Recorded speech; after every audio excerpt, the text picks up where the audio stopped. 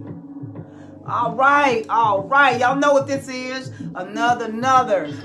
Welcome to Tina's Truth. I got my cousin right here. Listen here, Prince Grave, baby. Y'all know him.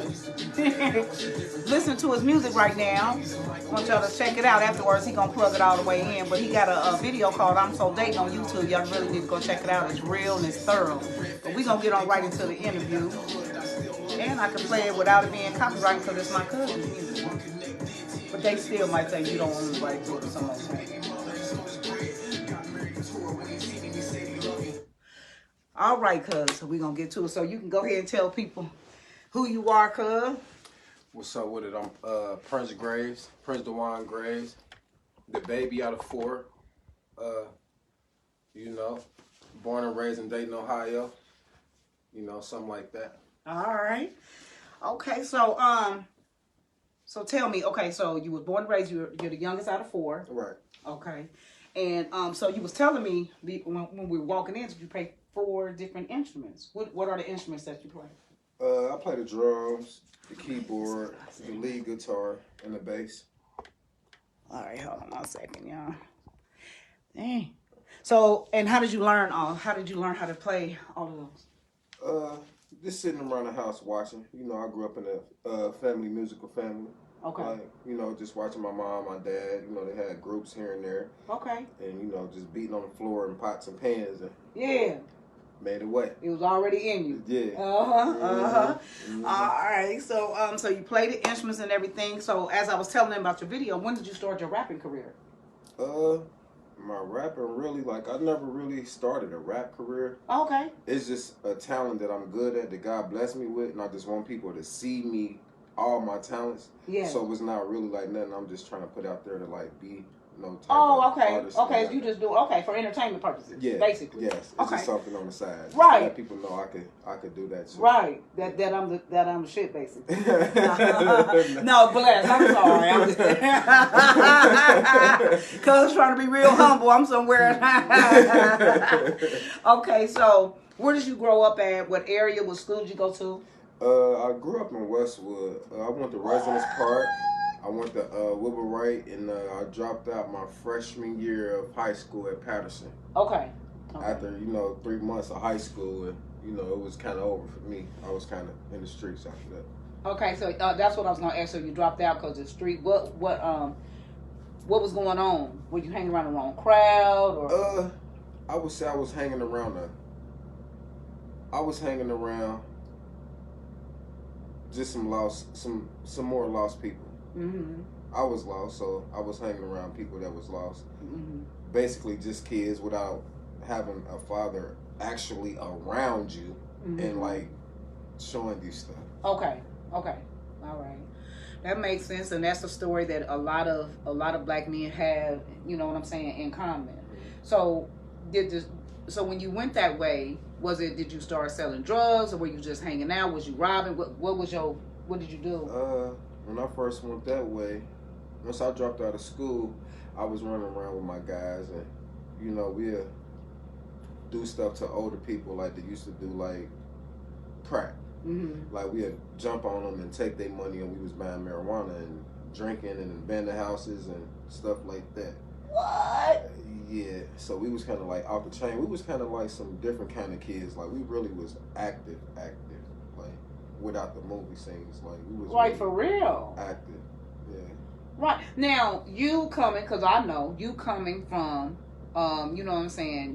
Like you said, having a band around. You've always been in a household where you knew basically you knew better than what you were doing. Some people don't. They just come from a reckless, childhood.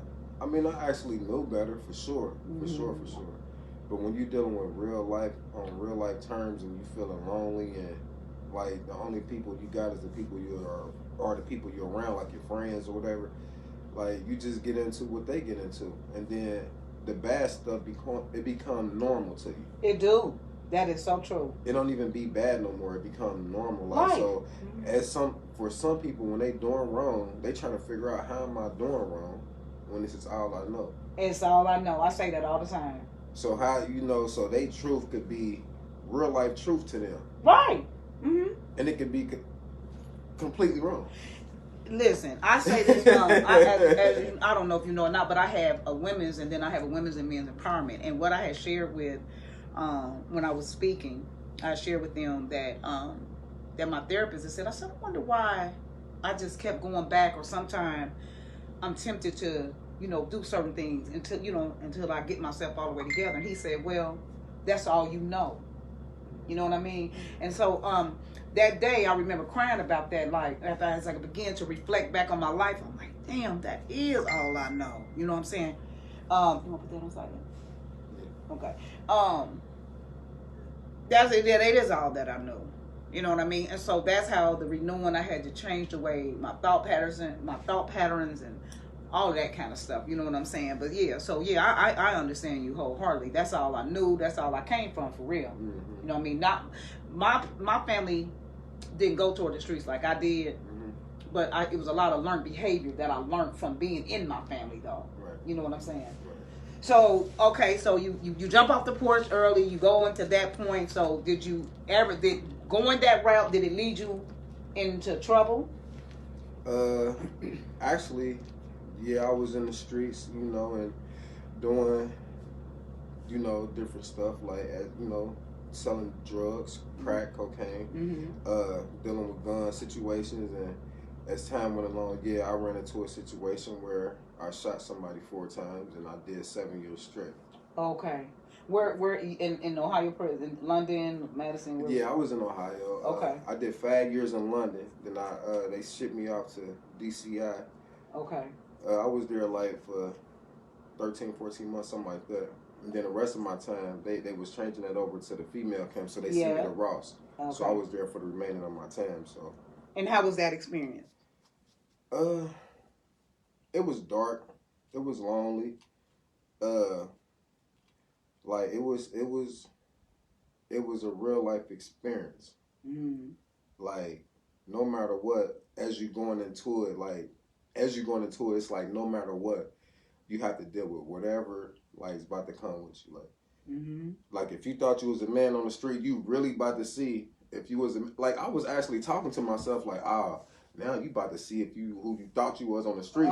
In my head laughing like, man, one of these niggas better not whoop my ass in here. Right. One of these niggas better not try to do nothing to me in here. Right. I'm thinking about it a lot. Like, man, am I about to die in here? Because I know what ain't about to happen. Right. Like, as I'm first 20 years old. Like, so, like, it was kind of dark. That's what I'm going to ask you. How old were you when you went? I was 20. 20. I had just turned 20. Mm-hmm.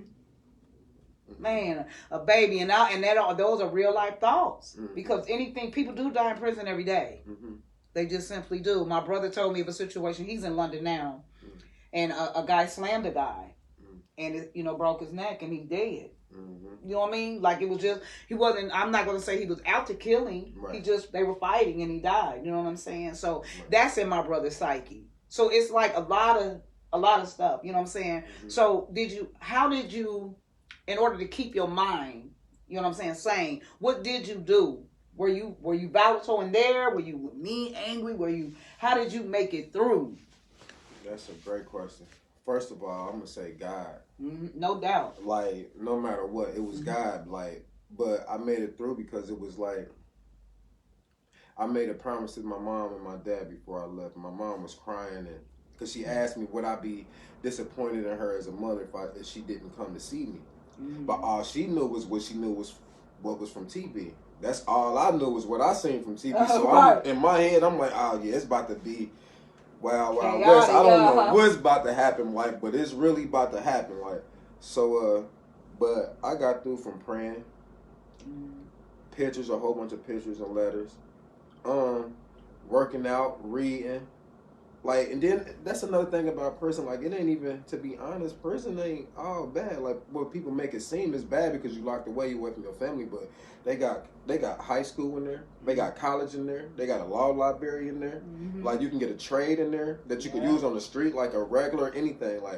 Like you could get grants in there. Like, so it's not just bad. It's just it's just by the way you use your time. Like, but it was a lot of sports. You know, stuff like that. Like you didn't let the time do you. You did the time, basically. Exactly. And you utilized. See, I had a friend, Jonathan Neely, that was just on here. I think I tagged you on his, where he did time in London, and he got a trade, vac something, air vac, something like that. But anyway, where he's making now, he makes $29 an hour from that field. Yeah. But he said, I didn't go to college. I got my certificate in penitentiary. You know what I'm saying? Not glorifying. We're not glorifying, go to penitentiary. But we're saying that if you are in there, you don't have to just be in there wasting time. You can come out a better person. Yeah. So. No, it's not. It's never nothing about glorifying prison. It's like the reality is reality. That's right. So in the meantime, in between time, like for real, it's depending on your mind frame, for real, your mindset.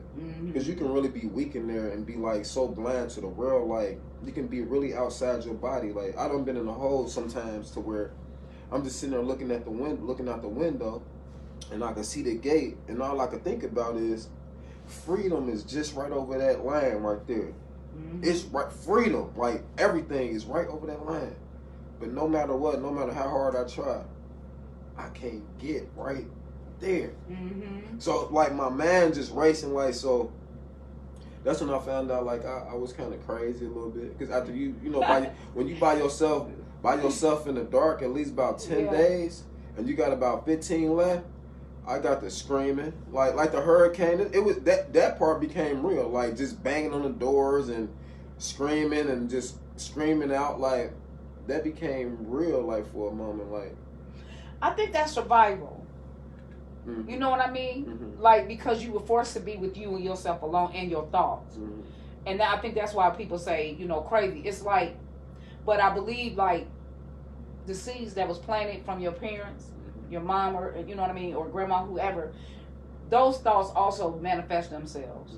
You know what I'm saying? Where it's like where you go crazy, but you hearing this side of you saying, stay strong, nigga. Then on this side, it's like, oh my God, I'm in this room by myself. It's like if you got the focusing on the being by myself is when you lose it. But then if you got this side over here saying, you know what I mean, like this is what I got to look forward to. I got to stay strong for my mama. Whatever got you, and alone God. You know what I'm saying? Because first off, you wasn't alone, even though some people don't know that. Right. They don't know that God is there, because they're looking like, if God is here, why am I in here? You know what I mean? Or whatever. They don't even look at what their actions did to get in there. You know what I'm saying? Right. So what did you do to even get in the hole? Because I know I done dated a lot of guys in the joint, so I know going to the hole you had to do something to get in there.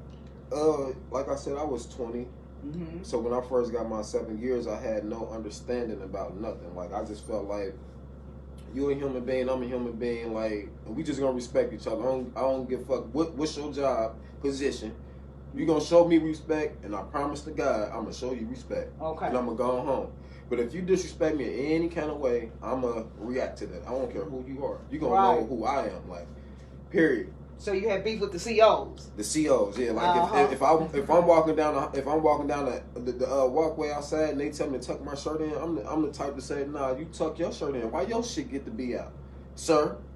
Like why your, and I will pop it, and once they try to tell me to hush, like I used to be so wild and lonely and all that stuff in the hole, like, but it seemed like I kept ending up in there because it was like no matter what, y'all gonna respect me.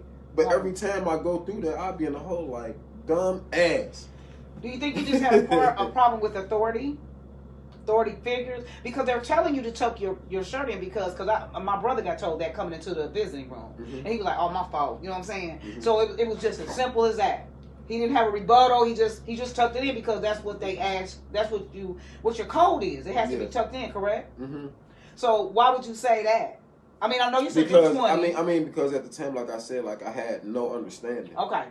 First, like I had no understanding, and I felt like, it was just certain days, like I probably done had it tucked in for like 3 weeks straight. But somehow my shirt just out. I ain't worried about just like every time making sure if you see it and I'm kind of slipping, and you got something to say, like it's just like. It's like 2,000 fucking people in here. What you mean? Like, why are you even looking at me? What the fuck got your eye? It's 2,000 people and you caught me with this shirt. Boy, bye. Tuck that shit. Come on, man. Don't do that. And then you ended up back in the hole. Yeah. Every time. Every time. How many times do you think in the course of your 7 years did you end up in the hole?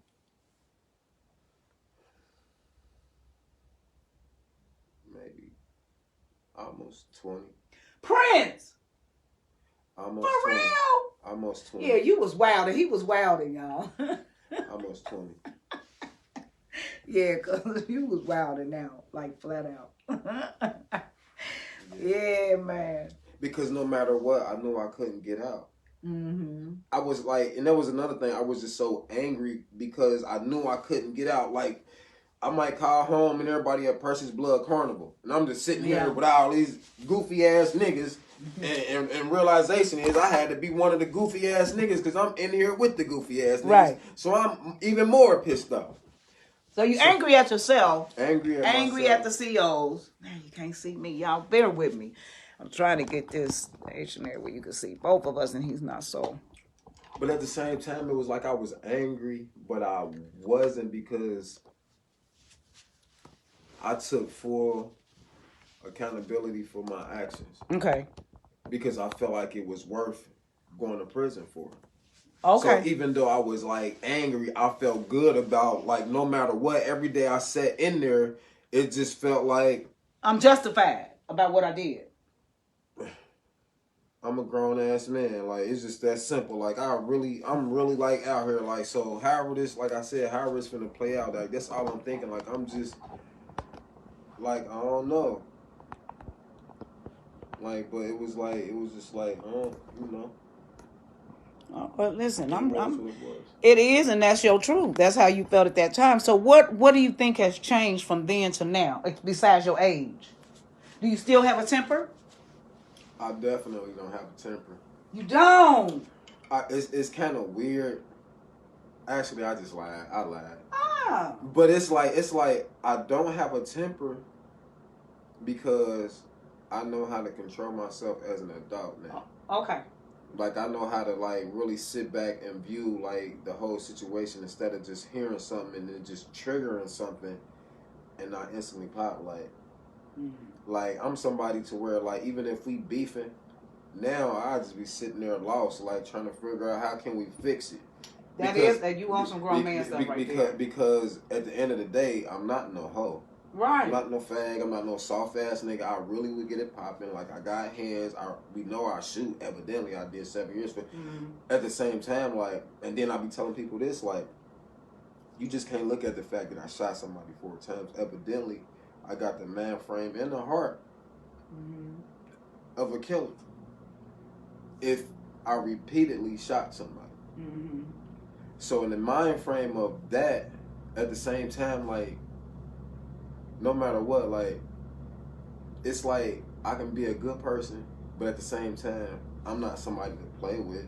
Okay. Or take my heart or my loyalty for granted, like, because like I say, like, it's not about being gangster. It's not about being hard. It's not about being like, look at me, or I can't be touched. Right. It be I'm lost. I'm hurt. I deserve love too. Y'all don't know what I've been through. Damn, y'all ain't gonna hear my side of the story. Y'all just going up. So it just be a whole lot. But at the same time, even being received, looking in from the outside, it just look like I'm right. If I'm on that. Because they don't really know you. Do you still feel lonely?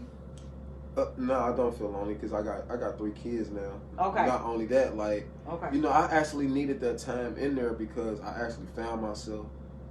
While I was in there, like, I went through some stuff growing up. Like, I done actually seen like the devil around me, spirits, to the point to where I done been in situations where like I became a target on a regular, and like the devil trying to do something to me, like kill me, like suffocate me, but at the same time I knew like now I really know like I'm chosen, like I'm gifted. I was just gonna say, because my whole life I grew up in church.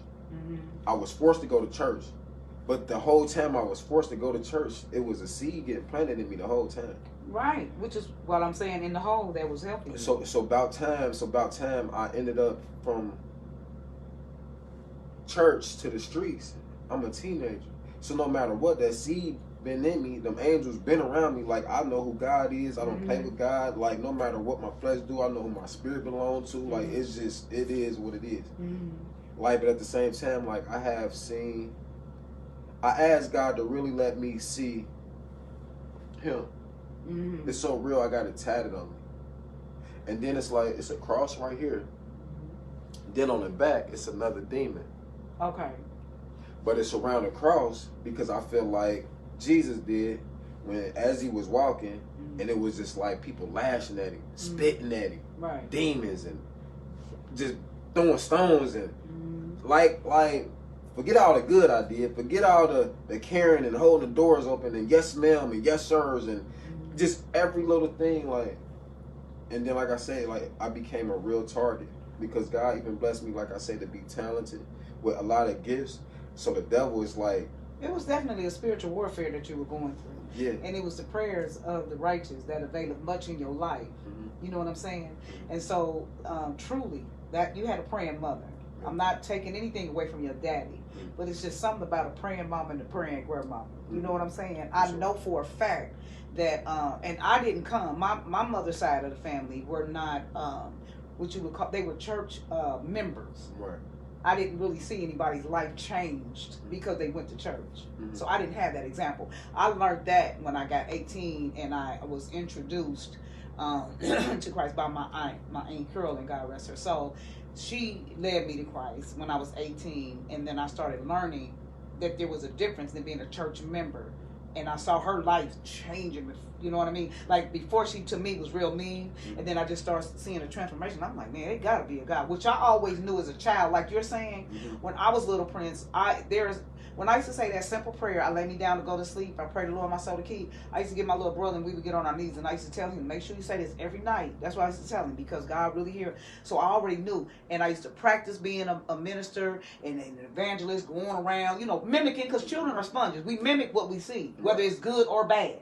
You feel me? So only thing I saw was when I did go to church, I would see that, you know, on the times I went to church on Easter or go with somebody, my mother would allow us to go with somebody, but it wasn't a part of my life where I went all the time. And when I did go, I went on my own because I knew I was called. You feel me? I wanted to be a nun, and I asked a pastor. I was 10 years old, and I told him that's what I wanted to do. All right, so I wanted to get baptized. They couldn't baptize me because I had just came into womanhood, right? So he couldn't baptize me. I was 12 then. I ended up getting pregnant at 13 twice.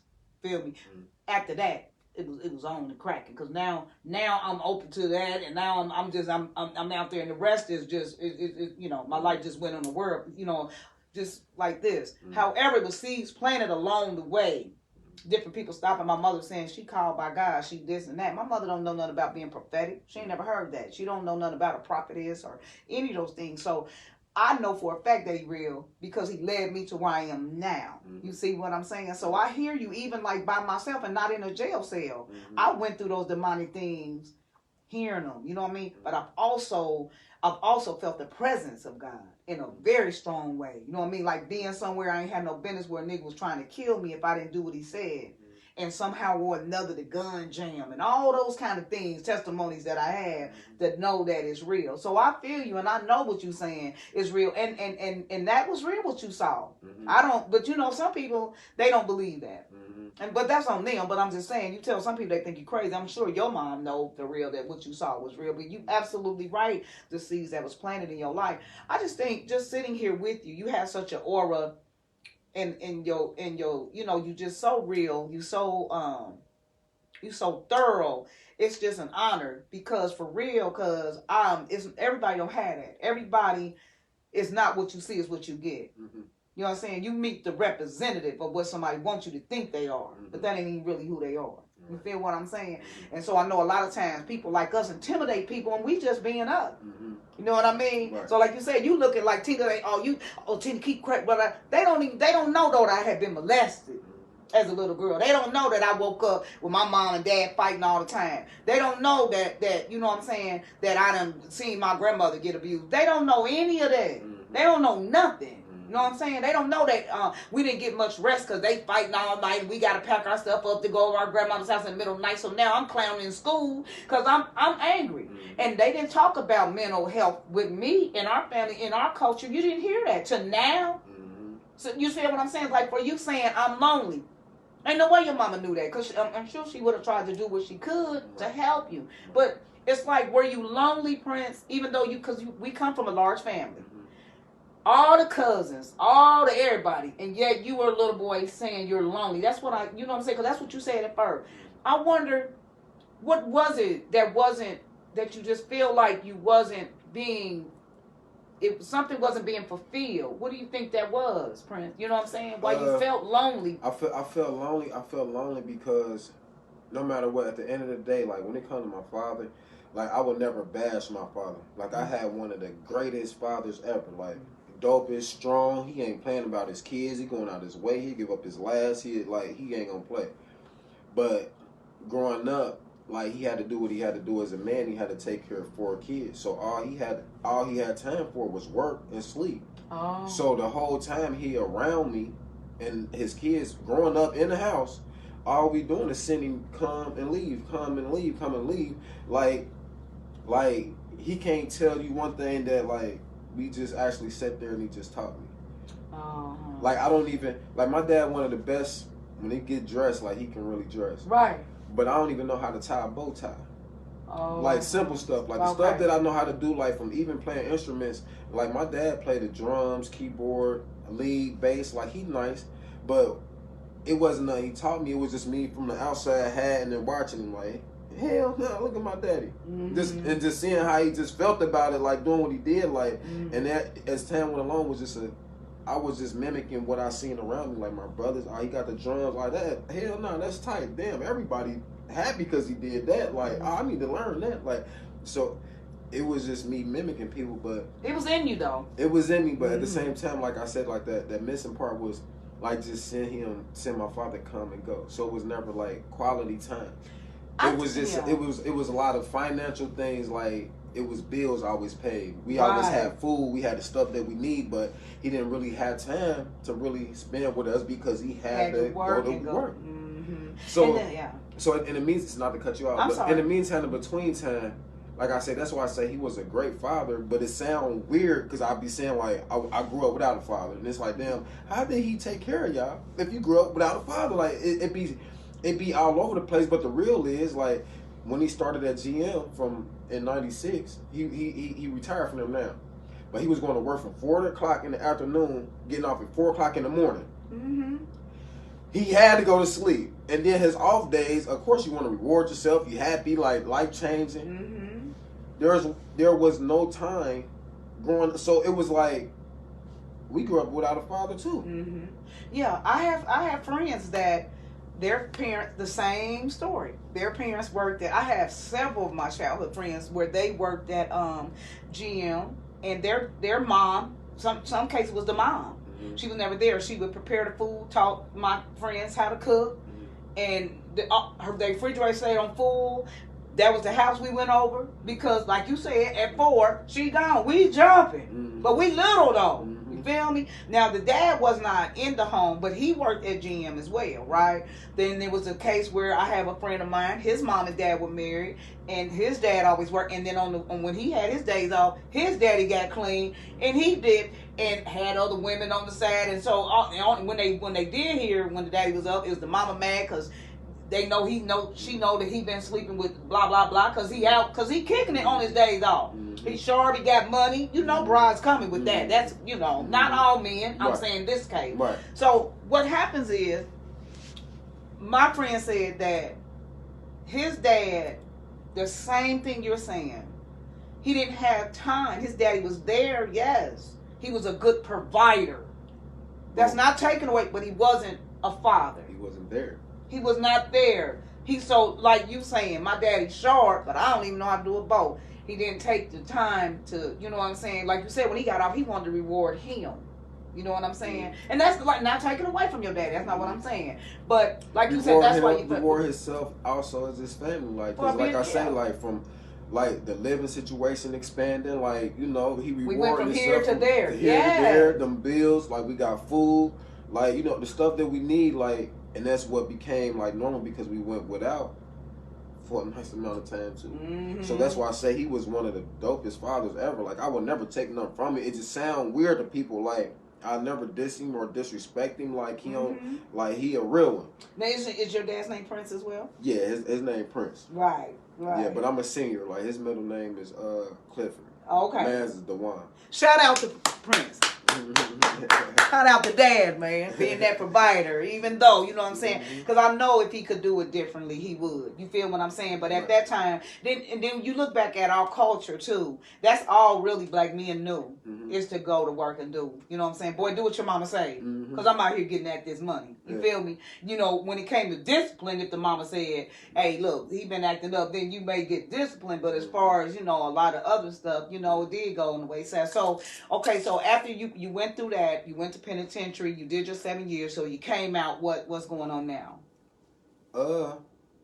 Now I actually started a business called Hands On Perfection. It's a cleaning business. I have an LLC.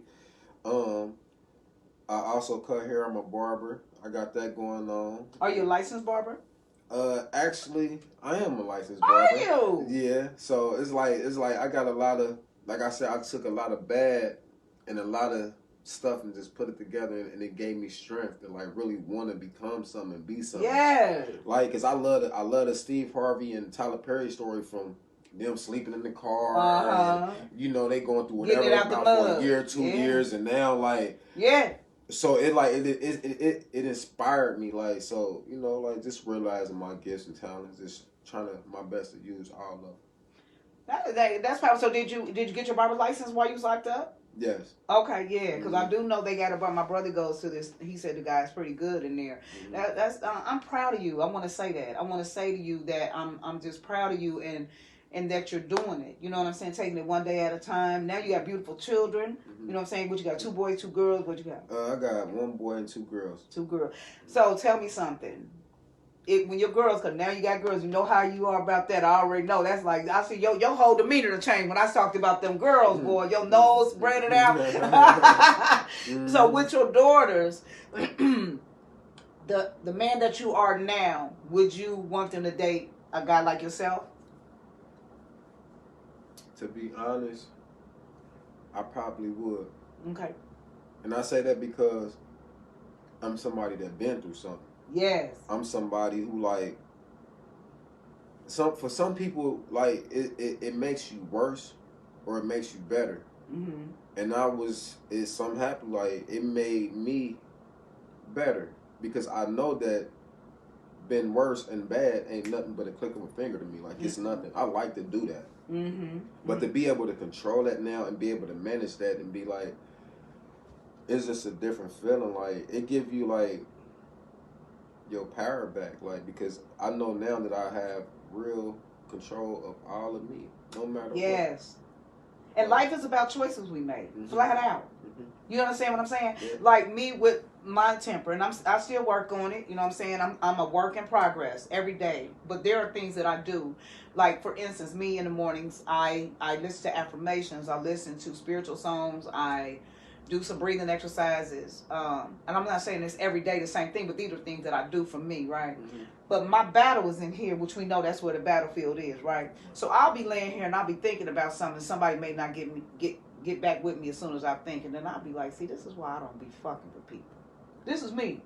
But I ain't gay to people. It ain't, the day's not even over with.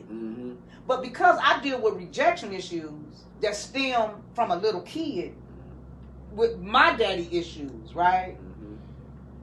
That's a form of rejection to me.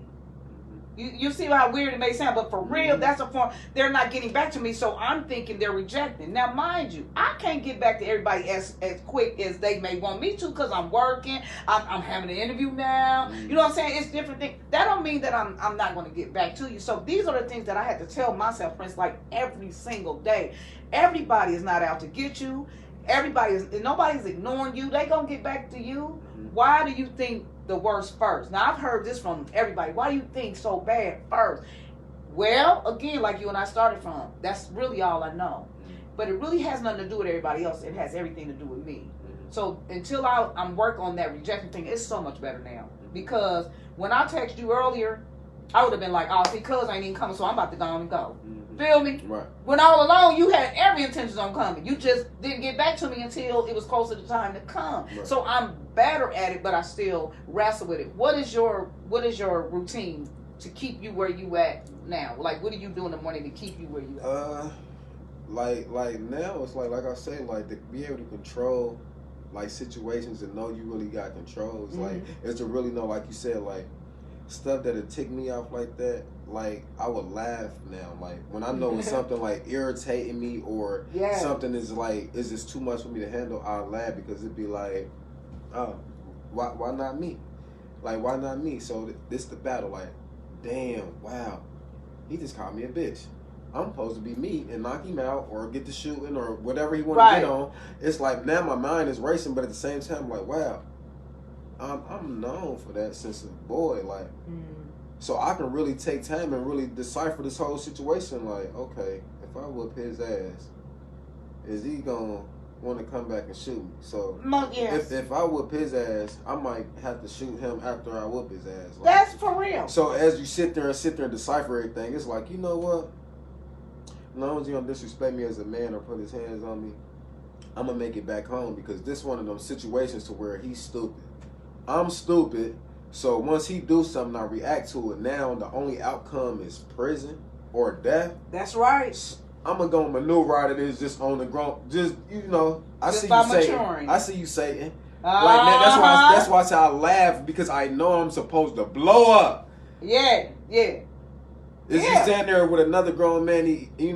It's just like sometimes, but all the way around. Not saying I let that happen, but just sometimes. You just give me a scenario. I understand. I'm just saying, like at the same time, it's just like they say, no weapon formed against you should prosper. Like, and it's just like I done been around that road, down that road so much. Like it's just like I'm about to be 39. Like it's so normal now. It's like you could just see it coming. Like why would I even bother? Why would I even give certain stuff energy? Like it ain't even no win. It ain't even no win in there. Even if I whoop this person in front of everybody in the room, you still don't even fucking win. You don't even get no stripes no more. You don't get brownie parts. Like no matter how real you are, you been, end up in that jail. End up with 10 years. Or no matter who, what, like you, they ain't gonna write you. They ain't gonna come see you.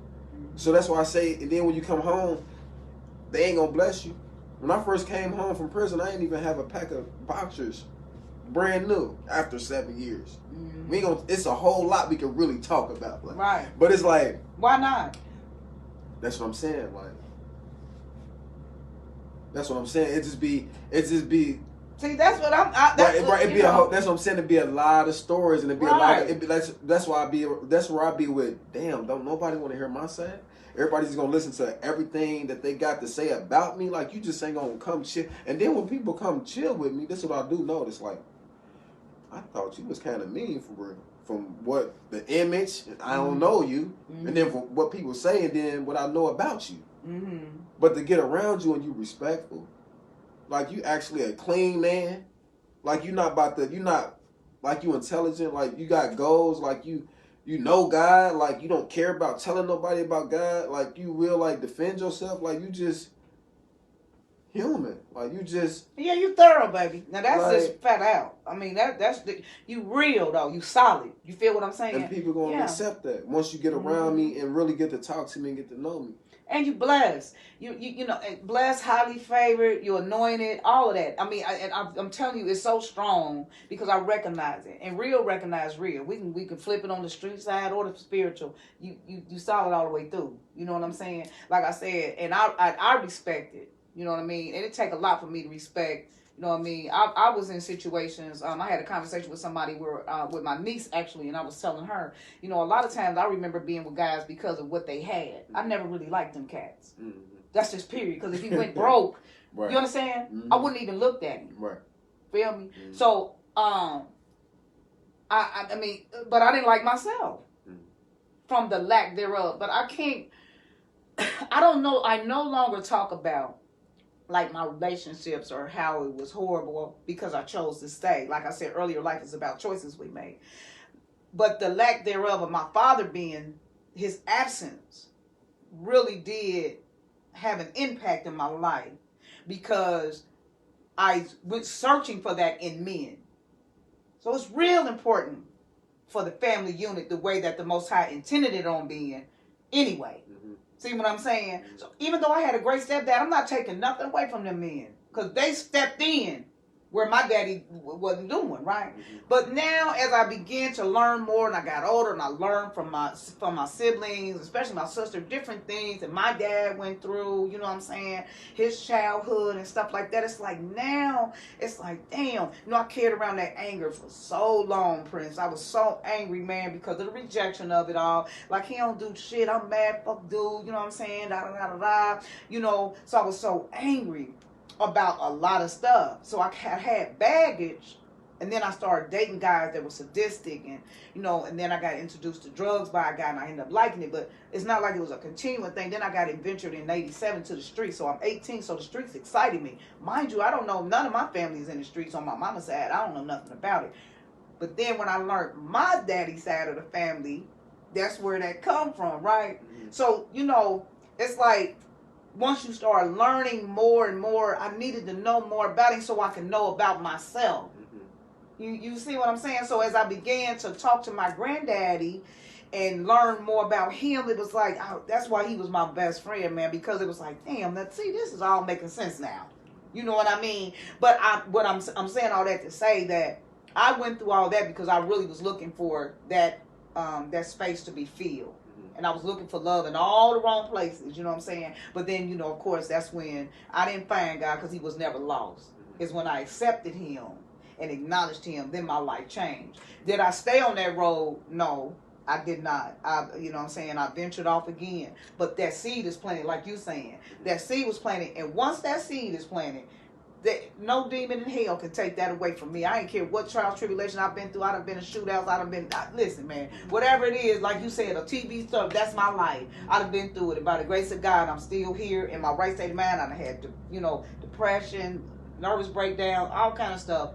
And now here today, I stand doing an interview with my little cousin, sharing his story. You know what I'm saying? And everybody, I want y'all to know that this is the first time that me and my little cousin, really have interacted. I met him, actually, I want to think when you first came home, because my neighbor on off of Philadelphia, you was at that house next door. My friend stayed at that corner house, the little light-skinned chick, remember? Yeah, and I was like, come on, no, yeah. Mm-hmm. And he was like, yeah. So that's how I met my little cousin. And I was like, and I don't even know how I knew you were my cousin.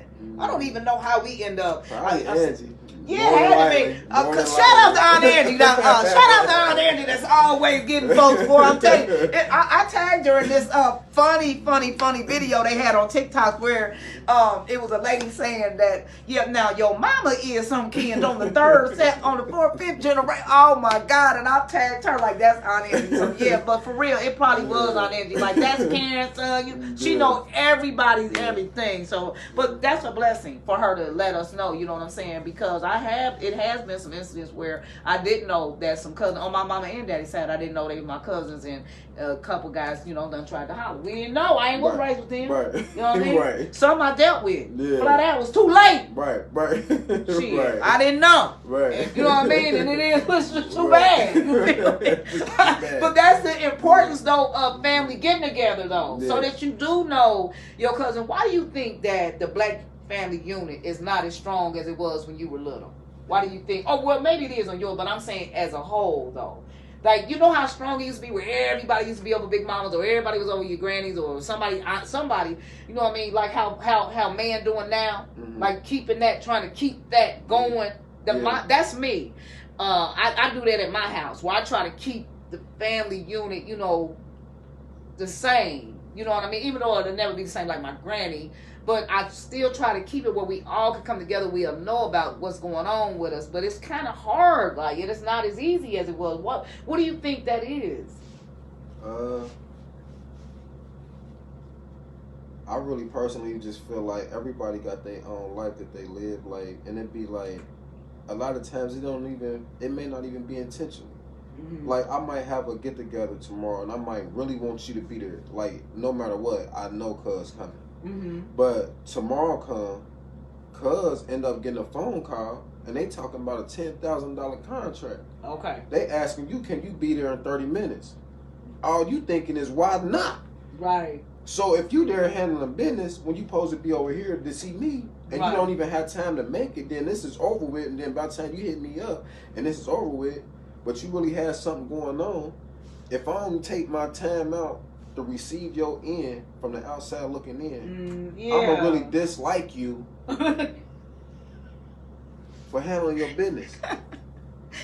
No, it's funny. I'm laughing because that's because I'm so sensitive like that. I'm not even looking. You see what I'm saying about the renewing of your mind, because it's like I'm not even looking at that Prince got a business. You know, that's hypothetically speaking. Like, I'm not even looking at cuz man got a job. That's why he can't make it. All I'm seeing is your absence. Like, oh, for real? Oh, okay, but I seen they went over to so and so, but they couldn't make it to mine. You understand what I'm saying? That was me before. Right. See, now I look at life. Who's here is who's supposed to be here. Right. That's how I look at it now. Right. But then that's how I was, because I was a super sensitive. Anybody that you see that's real angry and that'll pop off and rah rah rah. Now I can look at that person or that sister or that brother and be like, damn, you know what I'm saying? I really want to just go hug this nigga. Because I know that you wounded for real.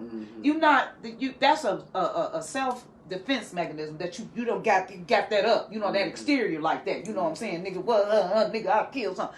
But for real, inside, nigga, that's not who you are. Unless you just a lunatic like a Jeffrey Dahmer, like, you know, somebody like that just murdering is just what you do demonically, you know what I mean? Not that, but I'm saying overall, that's usually built up over time on being hurt, being disappointed, or a nigga constantly at you, and you gotta bring that up. Like me, I started off very nice, and then I got bullied, because I went from Fairview area to Westwood. I got to Westwood, and it was like a culture shock. Just literally down the street, for real. Yeah. I'm from Westwood, Anderson Street, baby. You already know. Westwood for life, baby. Yeah. But so I get to the wood, and it was a whole different ball game. So now I'm like, why they don't like me? Like, I don't have nothing to do with how my mother dressed me. I ain't got nothing to do with how I look, whatever. All the little boys, you know how they be like, do you like me? Circle yes or no. Remember them days? Yeah. When life was so pure and good, you feel me? So of course the girls don't like me. They hate me, and I got bullied, man. I got bullied, and everybody that know me, they don't see me as somebody that was, oh, I can't believe you got bullied, but yes. And so what happened is, from being bullied, I knew that wasn't gonna never happen. She ended up throwing some corn in the lunchroom, and two things I ain't never liked, like I said, being rejected and being to embarrass me. Don't ever in your life, whatever we do in secret, you know what I mean? That's between us. But you do that shit. You damn near fuck around and lose your life. Don't do me like that. You feel me? You know what I mean? Then that's how I can't handle that. And I still, you know what I mean? That ain't no, just please don't try it, is what I'm saying. I mean, I would hope that I react better being 53, but I just don't know. Because for real, I'm just now starting to grow up. Keeping shit all the way 100. Yeah. But she threw some corn. We was in the 4th grade, and she threw some corn, and it went everywhere. She threw it over there at my table. And I mean, the lunchroom was packed. And I was like an animal. I mean, really like an animal. Yeah. I literally jumped off the thing, dove on the lady, bit her, just all kind of. Now they want to tell my mama I need to see a psychiatrist. But I had been told y'all she was bullying me ever since I came to this school. You see what I'm saying? Why didn't she need to see a psychiatrist? For bullying me for no reason at all. But y'all didn't see that was a problem. Right. You understand what I'm saying? Not to mention, remember I told you now what I was being raised with. So I'm already getting woke up in the middle of the night with my mom and dad fighting on certain nights. You understand what I'm saying? So I'm already nerves bad. I ain't really, you know what I mean? So now I'm going through that. So yeah, I snapped. And after that, it changed who I was. That's not who I really was, friends. I was a kid that wanted everybody to like me, and I liked everybody. Yeah. That's what kind of person I really was. That's who I was born to be. But then when things like that happen, it can transfer you into something that you're not, to make sure that don't happen again. Right. You know what I mean? You know how some guys that you know that got bullied now I wish you would? Right. Because them niggas go hard after being bullied so long, they end up being like crazy, like they'll lose their mind. because they were tortured, bullied so much. You know, and then look at our counterparts. Them people go in and just start shooting up folks. Off of somebody bullying them on the job or whatever case. That's what I'm saying. So, you know, now I'm able to be me. I don't care about what you think. I don't have to prove nothing to you. You know I ain't soft, but I don't have that to prove. I'm not even around nobody. I don't even have people in my circle that's gonna pull my card like that. Now I can't help when I go places or we out and somebody acting a fool or something like that. I can't control other people's actions, but I'm just in a place now where I did, because I'm not gonna argue because I know me, and you know, and you're not gonna whoop me. So I don't care if you think I'm sorry. I'm not wrestling with you. So now, like you said, life is about choices we make, and I walk away. But to be honest, what you are is the kind of energy you bring towards yourself, even in relationships. I wanted a rah-rah nigga. I thought that's what I needed. You know what I'm saying? That's what excited me. Right. So when I said I want a dog, that's what I got. So now I don't say that. I want a man. You know what I mean? What type of women do you like? I like and respect a woman who don't need me. Say that, Prince. I really salute a woman. Boy. Like, if I'm in a relationship with a woman, like, I don't mind her having more than me. Like, you're not intimidated by that. I'm not intimidated by that. Like, I just know in my mind and my heart, like, everything that I'm doing, she really receiving it how I want her to receive it. Like, it ain't just like I'm doing this just cause. Like, and if I do it or not, she can do it on her own. She don't need me. Yeah. I like that because no matter what, of course you can count on me on every situation. Yeah. Financially, mentally, spiritually, sexual, like all the way around, you're gonna count on me and I'm gonna be there, I'm gonna show up. That's right. So I need that in return, no matter what. When I wake up, I need to want to see you when I wake up. It's just that simple. Like, you need to have a conversation to where, like, when I leave them streets, to where I just want to lay up on you and just holler at my girl, like, babe, like, this motherfucker, what you think about right in the laundromat? Like, you think that'll work out? Like I want to be cool. Like, I like a woman who know, like, you know, she independent and strong, but she know her. I think a lot of us, because we had to be a certain way, and we may have been dealt with some guys that weren't like that, and then so we get this hard exterior. So by the time we come to a brother like you, we damn near just as tough as you, and somebody be like, look, I don't want to go to bed with my nigga. I want to go to bed with my woman. Yeah. So tone it down. I mean, at the end of the day, because I was a wild cat, like, and that's another thing, like it be now, like, to where women still might think, like, I might run around how I used to, like, and it's, like, never, because I ain't gonna lie, because one thing I did, like I said, throughout prison, like, it was just a lot of things that, like, built me as a man, like, and, like, when you first get in there, like, you have to get tested for everything, AIDS, herpes, and everything. You got to get, no matter what. Right. So no matter what, like, I knew what I was doing before that, and before that, like, before I got locked up, I was in the streets. I'm selling dope. I'm robbing. I'm doing whatever I'm doing. I'm young. I'm getting ahead. I'm having sex with whoever, whatever. I hear you. Whoever, whatever. Having your way, living life. As a boy, like, even as a boy, like, and just thinking, like, just to have sex, like, I done dealt with some of the people I was selling dope to. Right. Like, so it was just like, once I got to prison, back to fast forward, it's like I had years of doing some shit. Like, so now that I'm in prison, it's like, we call that personal favors. When I ended up in that room and I sat on that bed, and they threw this little pink slip under the door, and I looked at that paper.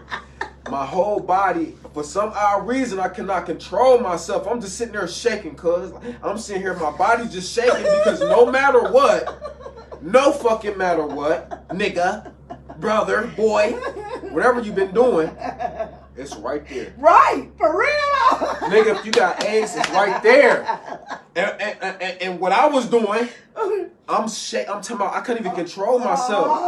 I'm like, oh my God. It took me about 15, 20 minutes. But yeah, it took me about 15, 20 minutes to pick it up. But as I picked it up, I ain't gonna lie, I bust him open. My heart beat is damn near hurting. I know.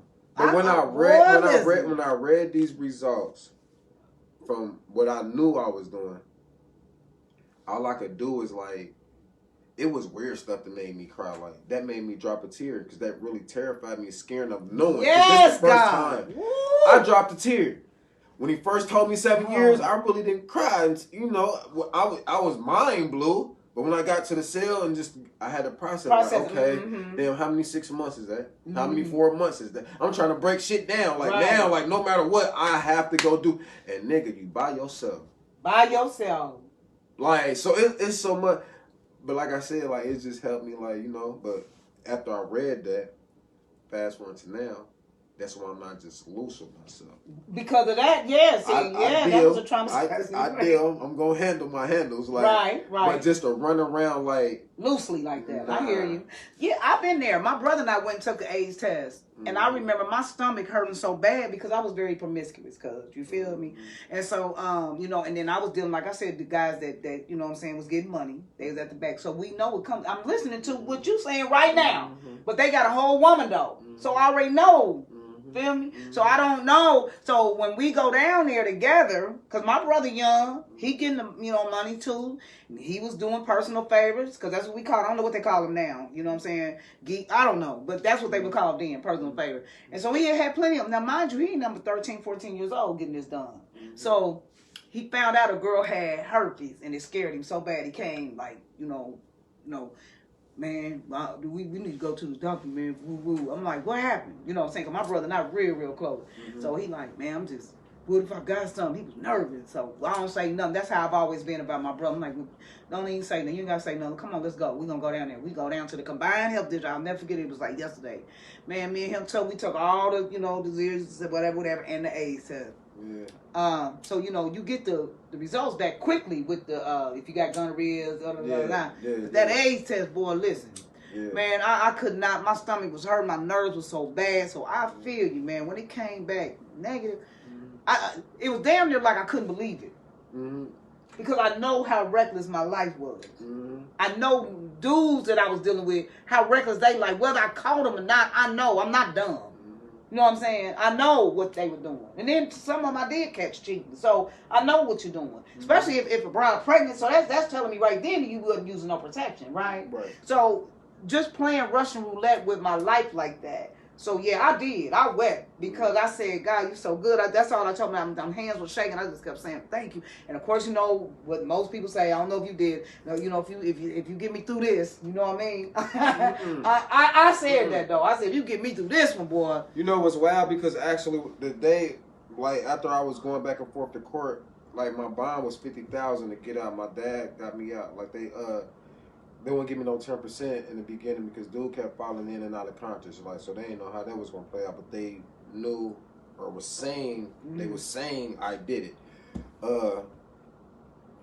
They bonded me out and I was going back and forth to prison. Like, so actually when I got the day I'm about to go get sentenced, before I walked in the courtroom, I just closed my eyes and I prayed and I said, God, like, no matter what, I know I'm gonna be all right. Yeah. As long as you don't leave me. Yeah, and that he never. And I said, no matter what, no matter how much it may hurt, I think a tear fell when I said that. And I said, no matter how much it may hurt, whatever you want me to do, I'm willing to do it. Because I know what I did. And I know as I was doing it, I know how I felt. I know I didn't care. Like, nigga, I was actually talking while I'm shooting the person. Like, so I knew where my mind and body and spirit was at that moment. Like, it wasn't where it was supposed to be. So that's why I felt like, whatever you feel like my punishment should be, that's why I dropped that tear. Like, I was willing to go through it because I wanted to break. For real, that lifestyle I was living, like, feeling lonely and just angry. Like, before I got locked up, I'm popping off. Like, just like, hey, bro, I know who got 20,000. You want to go? Like, where the heck? I'm on it. Like, what? Like, I'm talking about it triggered. And I got the feeling kind of like cold a little bit. But I knew God, no matter what, I still prayed. I know what you're talking about. I still prayed. Like, so it was like, I knew I was acting out, but I was really living this life, but I just knew he was still around, like, but at the same time, like, All I knew is like whatever he wanted me to do, I was going to do. Oh yeah, I done been there. I know. You know, on them trips coming back, and the police get another call and ride off, and you got birds all in the trunk, and I'm just a ride or die. That's me. Hey, look, not to cut you off. That's all right. Look what's crazy. I'm in a spot with my guys one day. I go home. I go to another place. I go take a shower. I get a phone call. I missed the call. I missed the call. Something wrong. I got the shower. Hello? They're like, yeah, the police, they raiding, you know, this and that. They done kicked in the spot. I'm hustling with like 6 guys. They running the spot. You know, some of them get lost. They get a couple of them. So they done left the scenery. It's just deep. It's a lot of people outside. It's dark. So I done parked around the corner, ran around the corner, went in the spot. Some of the guys, now we all in there running around trying to see what we can get, you know, whatever the case may be. While we in there, we getting stuff, we finding stuff. Police done left a bag of money. It's all kind of stuff in here. So as we in there, they done double back. So the police done raided again. Now I'm in here. Oh, so say I'm that like, so. oh shit. So we run around the house like, oh shit. So we all acting goofy because we like, man, what the fuck? These bitch ass, they on like, damn, y'all working that hard. Like, y'all done came back. So we, you know, boom. Long story short, I run to the window. Police right there, flashlight and gun. Like, hey, so I'm backing up. Like, man, what the fuck? So I turn around and run back through the door, shut the door. They all they got the windows run. I'm like, damn, now we stuck in here. Man, I found like, I found some shit. Right. Like a couple pounds of some salt, and I done tucked him. Look how God worked. That's why I said I knew God like me, always around me, no matter what. Look how crazy it'd be. Like I'm living in this street life. I done tucked these drugs in me. So I'm trying to run. I'm trying to get away. As I'm trying to run it, it's like no matter what, if I try to pull it out, they gonna see me. Right. So I'm just moving like, and I'm so in panic and shock. I'm like, oh shit. They come in, boom. Oh, we on the floor. They get us. I'm in a police car with the stuff in here. I got about 20, 30 years right here. Right, yeah. So look, I'm in a police car. He put me in the cuffs, put me in the police car. As he put me in there, he get in the front. You know, he talking about something. He like, yeah, what's your name? This and that, this and that. Long story short, now he about to, oh yeah, I need to search you. As he get out to search me, to get out the car, as soon as I step out the car, this is a code red. What 911. He had an emergency call to be somewhere, and after you got the call, code red over. After he hung up, he said, "You know what, motherfucker? This your lucky day. I know I'm gonna see you again." So as he took the cuffs off and drove off, all I could think, I just fell in the street like. Oh, hey, see. And it's crazy because I had that same exact. Wow. I'm telling you, I was able to. I had stuffed mine. Yeah. I didn't have that much, but I stuffed mine in because they behind me. But I got all this on, so I'm stuffing right. Yeah. So when I do that, just telling you about, like you said, about His presence and just His mercy. That's all I can tell you, because this would have been my second one. Yeah. So I'm gone for sure. Yeah. Man, listen. They get me in the car. They like, why did you go up to that door? Because when I get out the car, I get out and act like I'm about to go in these people's house. They wait on me. I'm so mad. So I feel you when you be mad. I'm mad at them for doing their job. Right. I'm salty. Right. Damn, go on somewhere. What the fuck is y'all following me for anyway? But anyway, I forgot my lights on. That's why they stopped me for real. So anyway, he on there. He calling, blah, blah, blah. Now, men can't no more. At that time, they couldn't, they still can't now, but they couldn't frisk me. They needed a woman, so they waiting on the woman. But while he's in front asking me my information, my wrists are so bony that I was able to take the pull away from the cuffs, get the stuff out, toss it on in the on up under the police car. Usually they say they check the police car before they let you out. This officer didn't, so no case. You feel what I'm saying? Right. I got so many stories like that. So that's why I'm telling you, I understand exactly what you mean by I'm yet using it, living this life, but His presence was ever so present. You see what I'm saying? I was 17. Yeah. I was about 18 then, 18, like, and throughout my music, like, it be sounding like I'm still living, like, a whole bunch of that, but I just really be getting out, like, what people really don't know. Like, them steps I had to take, like, it's just wild, like, oh, it was just. So I'm so dating. Wow. Where did that vision come from? I mean, like. I'm so dating. I'm so dating. Oh wow. Which is his song that like, he had. Like all my music be based on real life situations. Like I'm so dating really like based on like if anybody watched that, you gonna be able to relate because I'm showing you exactly what I'm talking about. I'm showing you exactly what I'm talking about, who I'm talking about. I'm not hiding nothing. That video dope. And it's just real all the way through. Like I love it. I love it. I mean it is you see I got so hyped remember when I put it up, but yeah, time you posted it. I was on it, you know what I'm saying? I'm proud of you. I am, man. And just for you even open, being transparent and sharing, you know what I'm saying, sharing what a lot of people may or may not have known, but you open like I am, so I'm probably sure you pop it like this any old way. Hold on, not to cut you out, I have to speak on this now. Okay, go ahead. Because I know a lot of times what people really miss about when I was actually in prison, like I said, I was 20 years old. So I didn't know what to expect or know what I was going to see, know what I was going to go through and all that. Like, people never really asked me, like what was you really going through in there? Like, people might ask, like you asked, like what did you do to maintain your time and all that? But, like, did you see stuff? Like, did people try you in there? Like, was it like the move? Like, people don't ask me. They don't ask me. That's why I was asking you to go to hole, because I thought you was beating niggas up. I mean, I got active with a couple people on the beat up side, like. Okay. But in the meantime, between time, like I said, but like I said, it was times to where like,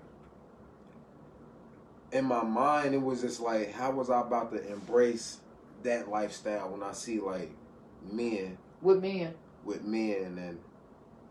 As time go along, like would they try me and what level to would they go like if they was to try me?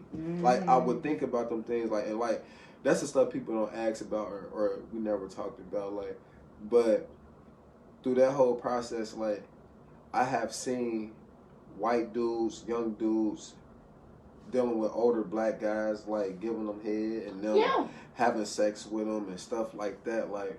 But in the meantime, between time, like, once again, like, that's when I bring up, I know God carried me through the whole time because he knew what I wasn't going for. Right. He knew for sure I was willing to die for certain situations. Like, like I said, like, I told my mom and my dad 3 things when she asked me when I feel some type of way she didn't come and all that. She was crying. I'm like, nah, you cool.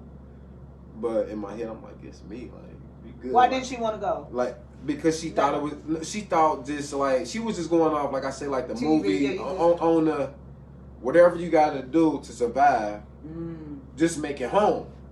Okay. So when she told me that, I felt her like, nigga, go in there and be strong, stay prayed up, but no matter what you have to do it, discussing or whatever, just make it back home.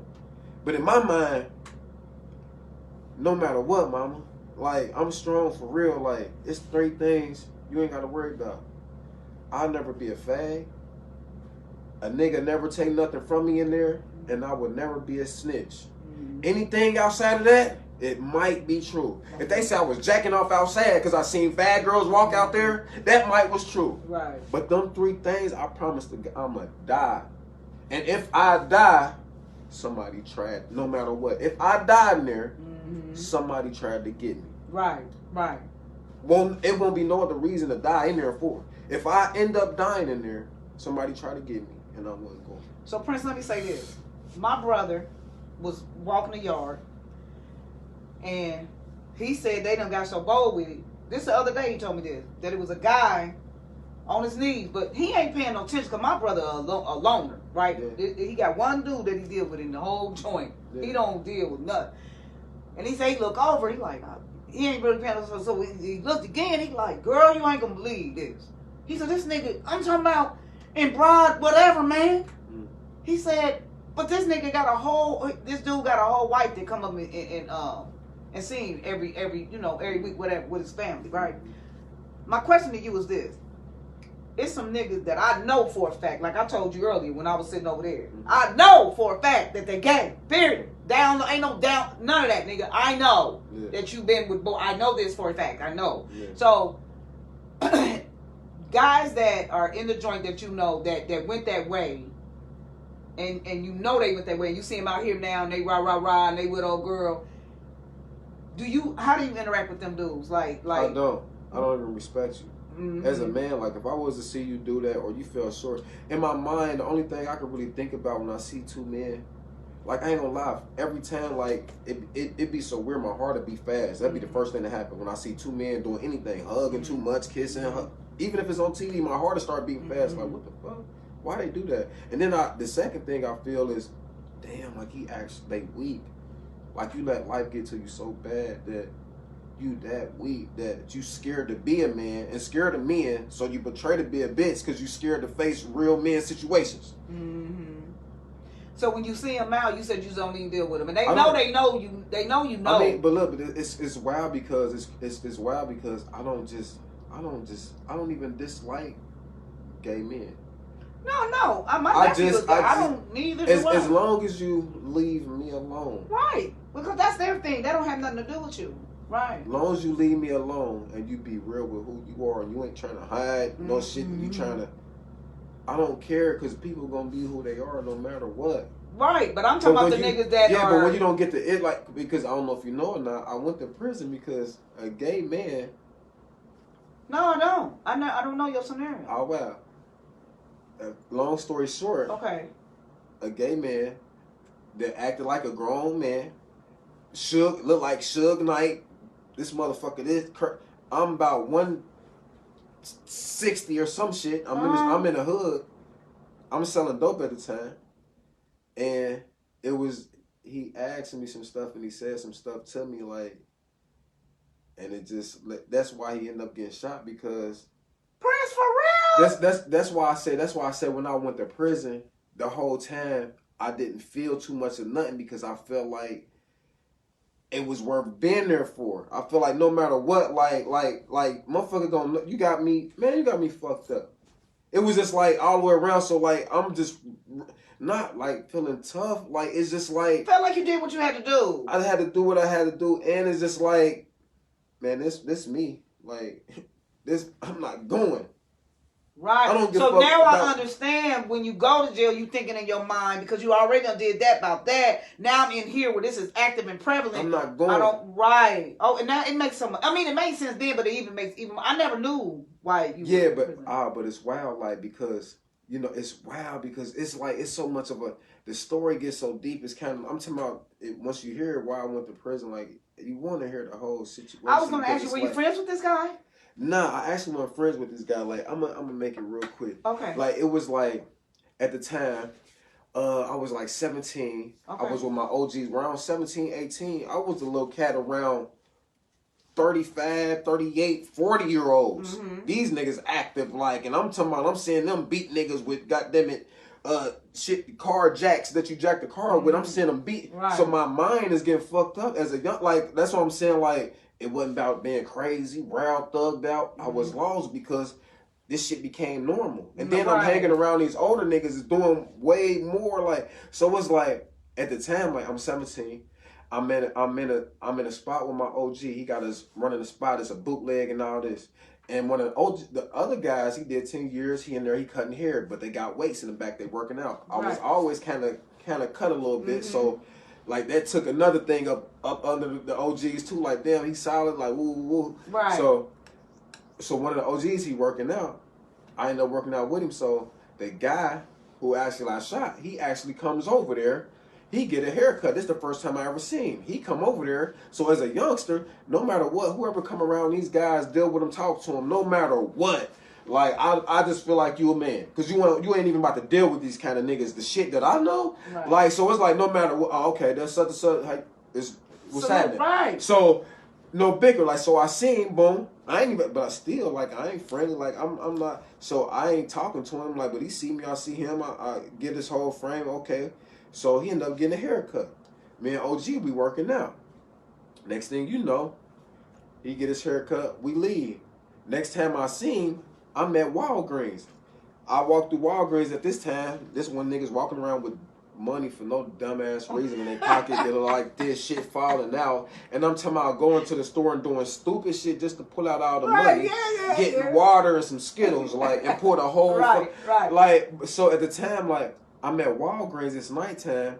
So as I walk through there, boom, I end up seeing him, but I see another chick. They walking through the store, boom. So next thing you know, I see him getting close to the line, but I'm looking at the chick like, so little do I know, I get in line right before I'm about to pay for my stuff. The actual dude, and the girl, they getting in line. So next thing you know, I pull out my money. He like, why you pull out all that money? Like, you have to do that, you know, you flexing this and that. I'm like, man, watch out. Like, man, this ain't nothing but pocket change. Like, man, I'm out here. Like, I'm out here for real. Like, well, I'm just responding to him. Like, so we popping it, we talking. So, like, yeah, you know that. He like, that's what's up. So, as I'm paying for my stuff, all I'm thinking is the girl on the side of him right there. So, I'm low-key, like, putting on for her, too, for real. Because I'm like, damn, I kind of like her. Keep like, real. damn, Keep like, real, friend. I kind of like her. Like, right. So, I'm, like, putting on, like, pulling all this dumbass money out. So, boom. So after that situation, as I go outside, they making it outside before Walgreens on Philadelphia. As soon as you walk outside, my car right across to the left. As soon as I get to the car I'm in, they at the door. He like, that's a nice car. Is that a stick? I'm like, nah, this ain't no motherfucking stick, nigga. This is like a regular car. What the fuck you talking about a stick? What would make you just say a stick? Like, so I'm tripping like, so next thing you know, I ain't thinking nothing of it. The girl standing right there with him. He like, shit, you gonna let me drive that motherfucker one day? Once again, the girl right there, I done flexed in the store already. Right. They looking at the whip. I'm like, oh, this motherfucker ain't about nothing, bro. You can get this motherfucker anytime. Right. I'm still flexing for her for real. Right. Like, so we popping it back and forth. I'm like, she just let me know. Ooh, we perping. I get in the car, we drive off. Next time I see him, it's the day. Next time I see him, I'm about 19. Going on 20, but I'm 19 at the time. So I'm dealing with my cat off Main Street. We selling dope at the time. So we meeting up at Norman at the store, you know, doing our thing, sitting over there. So long story short, I'm sitting there, he's sitting there, we grinding, trying to figure shit out, boring, long ass day in the morning. And he pull up, the actual dude, he pull up. Boom, mind you, like Suge Knight, like a regular dude, he talk regular, no matter what. I seen you over there with OG now, so I kind of know of you. I don't know you. Right. I know kind of of you. So, okay. So, boom, when he see us outside, you know, I seen. I ain't about to acknowledge you. I ain't about to dick ride you or just, I seen. So, as he pull in, I keep popping my nigga. He go in the store. He get out, get in the car, pull up to the phone right there. So, we just sitting there, like, I'm just sitting there, like, so I'm just hollering my nigga, ooh. So my dude, he about to go do something. He go across the street. I'm going in there to get a juice. He like, hey, bro. I'm like, what's up with it? He like, don't I know you? I'm like, yeah, I was over there with, I seen you at Walgreens one time, and you was over OG house when we was working out and shit. We was over there working out. You got your hair cut. He like, oh, yeah. He like, shit, what's up, bro? You good? I don't walk to the car. Yeah, I'm good. You know, he like, hey, man, matter of fact, pop in and shit. I don't want them to think you selling me nothing. I'm like, shit, that make kind of sense. Like, I don't want. So I pop in real quick. Boom, what's up with it? Boom, hit it, you know, hit the pound. Right. Boom. So he like, shit, he done pulled right around that corner, the first corner. He like, yeah, so, you know, you been all right? I'm like, yeah, I'm cool. I'm like, that's what's up. He like, you still been working out and shit? Like, I'm like, shit, you know, every blue moon, I be working out and shit. Like, he like, so what you max? Like, I'm like, about 250, about 3. I'm just talking and this and that. He like, so what you'll train me to, he like, what you'll train me to, work me out and shit? I'm like, shit, about 25 a day. Like, shit, that shit ain't about nothing. Like, I'm like, shit. He like, you still be fucking with other people and that? I'm like, nah, woo. So I'm like, shit. He like, man, don't be spending me like for real. Like, I'm like, oh, nah, we'll do it. So in my mind, I ain't gonna lie, I always been a hustler. So I'm thinking like, damn. I'm like, how many days you want to work out? He like, probably 3. I'm like, okay, that's cool. That ain't shit. For an hour, $25. That's $75 for 3 days. Right. For 3 hours. Like, so I'm thinking like, okay, the money. Yeah, we can do that. Hell yeah, we can do that. Matter of fact, put my number on your phone. He get my cell phone number. And then after you get that, I'm like, let you know I ain't bullshitting. Put my mama's number phone in it because I'm thinking about, I'm selling dope. I got weed. God damn it, I got guns on me. Like, I'm just, whatever. I got dogs to sell. Like, so at the same time, so that's how I get my numbers. So, long story short, boom, all right, that's what's up. We gonna holler, you know, all right, boom. We hit rock, I leave. So as we separate, this the same day. Nighttime come, it get dark. It's crazy because I done dressed up in all black because one of my other cousins, he want me to go do something with him. Right. Me being me, I don't want nothing to happen to the nigga and he asked me to go because like I know that he need my assistance, like he need what he need around him, like so right. He called me. So I'm like, damn. I'm like, fuck it. So I done dressed up in all black. I put on black. I got on like 3-4 shirts, whatever, right. All black. So mind you, it's so crazy because it was like a spiritual plot to me now when I think about it. But listen to how crazy this all sounds. it was like a spiritual plot because it was like, okay, boom. At the same time, we go do what we going to do. By the time we get to the house to run in, we run in. Boom. He had the wrong idea, the wrong information. Ain't nothing in there. We don't find what we looking for. So this a dry run.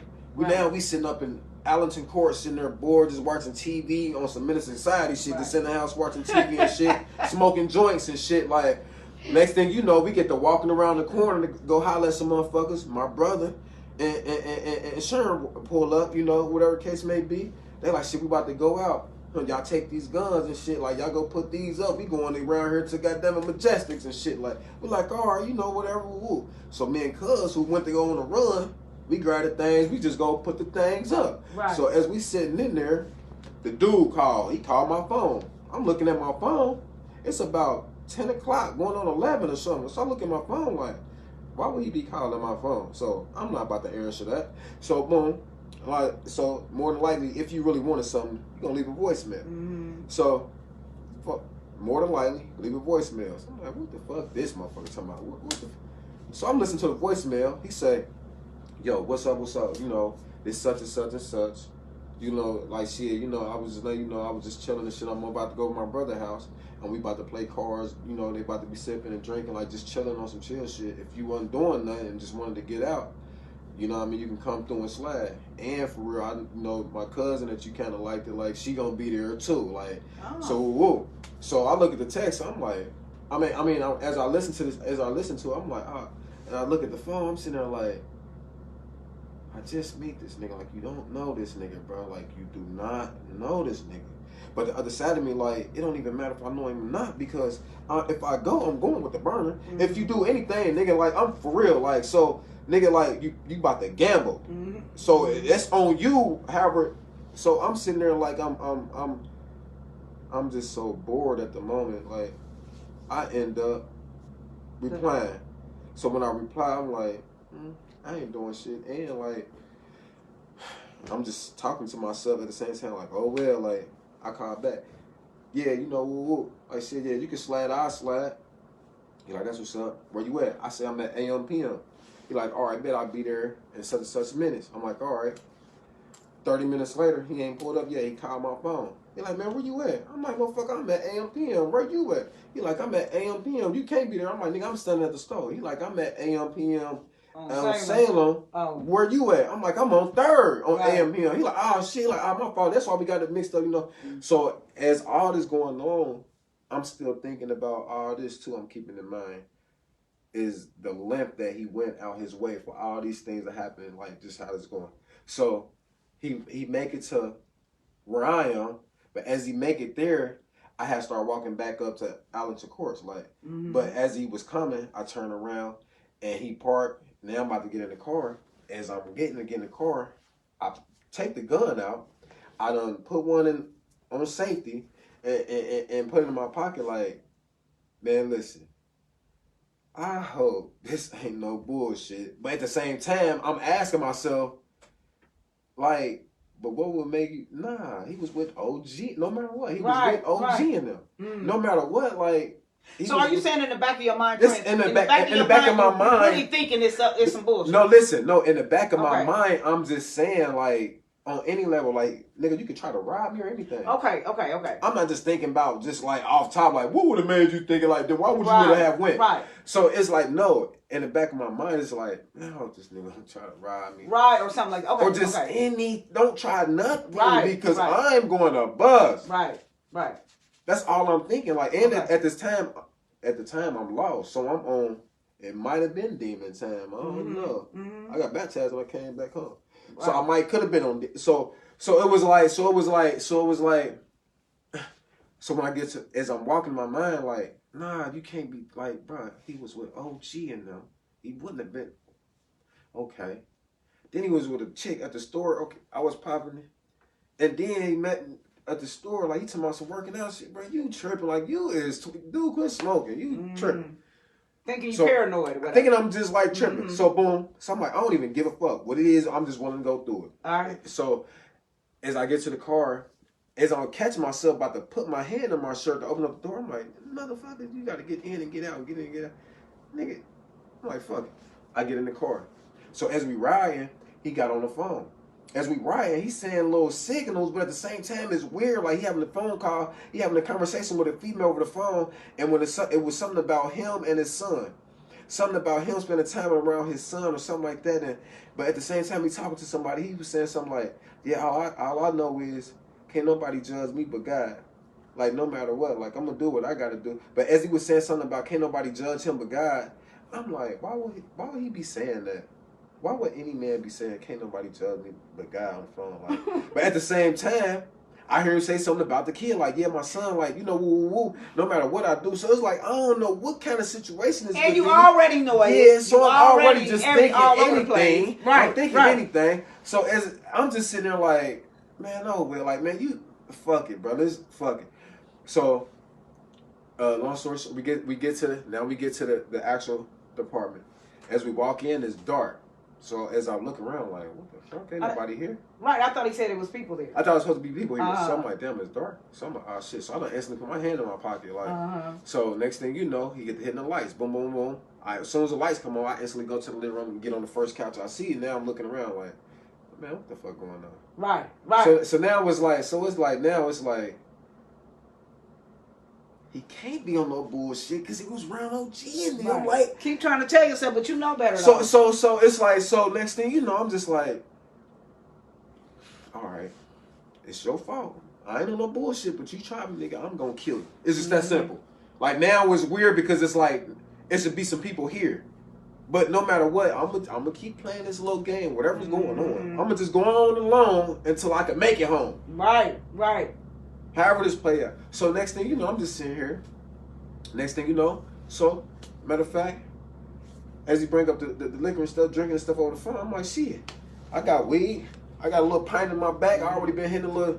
So I'm like, shit. I'm like, you trying to smoke? He like, oh shit, I'm good. I don't even smoke. I'm like, you don't smoke? I do tripping. Like, what nigga don't smoke? Like, nigga, you weird. Like now at the time, you weird. Like, so. Next thing you know, I'm like, shit, you ain't this little bottle. He's like, oh, no, I don't drink. I don't do none of that shit. My brother and them do that. My brother and my cousin do, you know, old girl. So I'm like, yeah, you weird, dude. Like, I ain't know your shit. I done hit that motherfucker. I'm rolling up. He like, yeah, you know, whatever. So he's like, yeah, when they get here, y'all can do that, you know, whatever. So I'm sitting here. Okay, so now he done said they're coming. They're coming. Okay. So now I'm saying, where are they coming from? He like, he going to pick such and such up. You know, woo, they ain't here yet. You know, they on the way. No bicker. So, mind you, I'm sitting like this. It's a couch this way, and it's a TV over there and shit. So, as I'm talking, and like, I'm just sitting there, I'm looking around like, okay, now my mind wondering like, so if any bullshit was to pop out, I put my hand on the outside of the handle of the car, I put my hand on the inside of the handle of the car, I walk straight in, I just sat straight down. So I'm thinking about everything I put my hands on. Like, so now my mind moved just in case, like, so as I'm sitting there thinking that, so next thing you know, I see 50. He on a magazine. At the time, this gets Rich or Die Trying. Anybody know when that CD came out? It's pressure. Like he him. Like that's when the white beaters got different, and we thought they was tight. They was nutty. Like so I seen. At the time, I got my headband on. Like I'm kind of cussed. So I'm feeling myself. Like motherfuckers kind of say I kind of favored him at the time. Like at the same time. When I see him, I get hyped. I'm like, look at my nigga. Like, I'm like, Animal G and it's nasty as fuck. Like, I'm like, he jumping like, woo, woo. So he come around. He like, why you like them G Unit shirts? Like, they tight because they be tight on him and shit. So I'm like, what? I'm like, man, you got me fucked up, old bucket head looking. So I don't get to grilling the nigga because I'm like, what you mean? Because he got some tight shirts. Motherfucker, boy, he got me fucked up. You thinking he capping? Yeah, I'm thinking you capping, but at the same time, like, nigga, I'm nice too. Like, in my head, like, I'm a flex sad because. When I was around with OG, once again, we was working out. So we know about some working out shit, so I can talk our shit if you work out how we talk shit. It's a different language. Like, so I'm talking my shit like, man, you shit, nigga. So next thing you know, I'm like, man, you know, after I grill him whatever, he go back in the kitchen. Next thing you know, I sit down and shit. I'm like, damn. It's been about 30 minutes. Like, why these motherfuckers ain't got here yet? Like, what the fuck? Like, that's what I'm thinking. Next thing you know, I'm just sitting there. I'm like, you know what? I ain't even tripping. I'm just sitting there. Next thing you know, he doing something in the kitchen. Like, so mind you, I'm sitting here on the couch. I'm sitting here watching TV. So next thing you know, I see him cut a light off. He cut a light off. It's a green light on. The TV on. And it's just like dim in this bitch. So I'm sitting here like, why the fuck would he cut this light off? So now as he come around, as he sit down, I'm sitting here like, man, I'm like, nah, you might be tripping, bro. I'm like, but I just hope not, man, because I'm going to do what I'm going to do. Like, that's all I'm thinking. Like, so Why you didn't leave at that moment, wait. All I'm thinking in my head is no matter what, I know I'm all right. Because I got this thing on me. Right. I know I'm all right. So it's like, I'm not thinking about leaving because I'm like, I ain't gonna lie, that's why I said it was kind of like a spiritual thing. Right, okay. Because it was like, it's damn near like I use my flesh and try to fight a situation, like, for real, that I should have left from. But it was like, I see you, Satan, nigga, what's up? I wish this nigga would. Like, I'm here for real. Right, like, so I started trying to apply pressure to the pressure was coming to me. Like, I'm like, so hold on. Like, so as we sitting there, like I said, after 30 minutes or whatever, down the green light, he sit down to where to catch me. I'm sitting here watching TV. So I'm sitting here like, what the fuck? Like, so next, you know, as we sit there, it's quiet. I'm like, so where your brother and your cousin at? Like, where they? Oh, they, you know, they on the way, you know, this and this. I'm like, oh, okay, that's what's up, that's what's up. So I'm just sitting there like, so we just watching TV. It's just quiet as fuck. And he just, out the blue, like, he like, huh? I look at him like, what? Like, you said something? Like, man, hell no, I ain't said shit, man. You tripping. I'm like, hey, man, I ain't gonna lie. Next about 30 minutes or an hour, bro, I ain't gonna lie. I'm gonna be ready to go. I just throw it out there on her.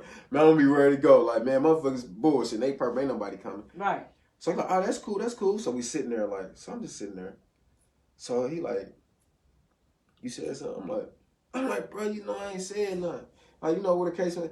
He like, man, you crazy. Like, you got that little image, like, you know, like you trying to, like you just like this tough street dude. Like, you know, like I know a lot of cats like you. So I'm like, okay, like that's what's up. Like, I'm like, okay, that's what's up. But in my head, I'm thinking like, nah, it ain't like me. I'm like, but I brush it off like, oh, okay. He saw it. Next thing you know, we sitting there like, he like, you just got this demeanor about yourself. Like, I'm like, what you mean? He like, just like, I don't know. Like, I don't know. Is there something about you? So I'm like, all right. So I'm like, whatever. So as I'm sitting there, I'm brushing him off, but it's like, it's just so awkward and weird now. So now it's like, I'm about to try to find a way to get to the bottom of if this what I'm starting to think is what's going on. Now I'm about to find a way to maneuver to get to what you want. Like, so it's like, so as I'm sitting there, next thing you know, he say, I got a question. In my head, I'm like, what's this question? He said, have you ever messed around before? When he said that, this is exactly what happened. Have I messed around before? Like, what you mean? Like, have I messed around before? Like, what are you talking about, bro? Have you ever messed with a man before? Like, bro. So when he said that, all I thought was instantly, wow, this is not real. This nigga is huge.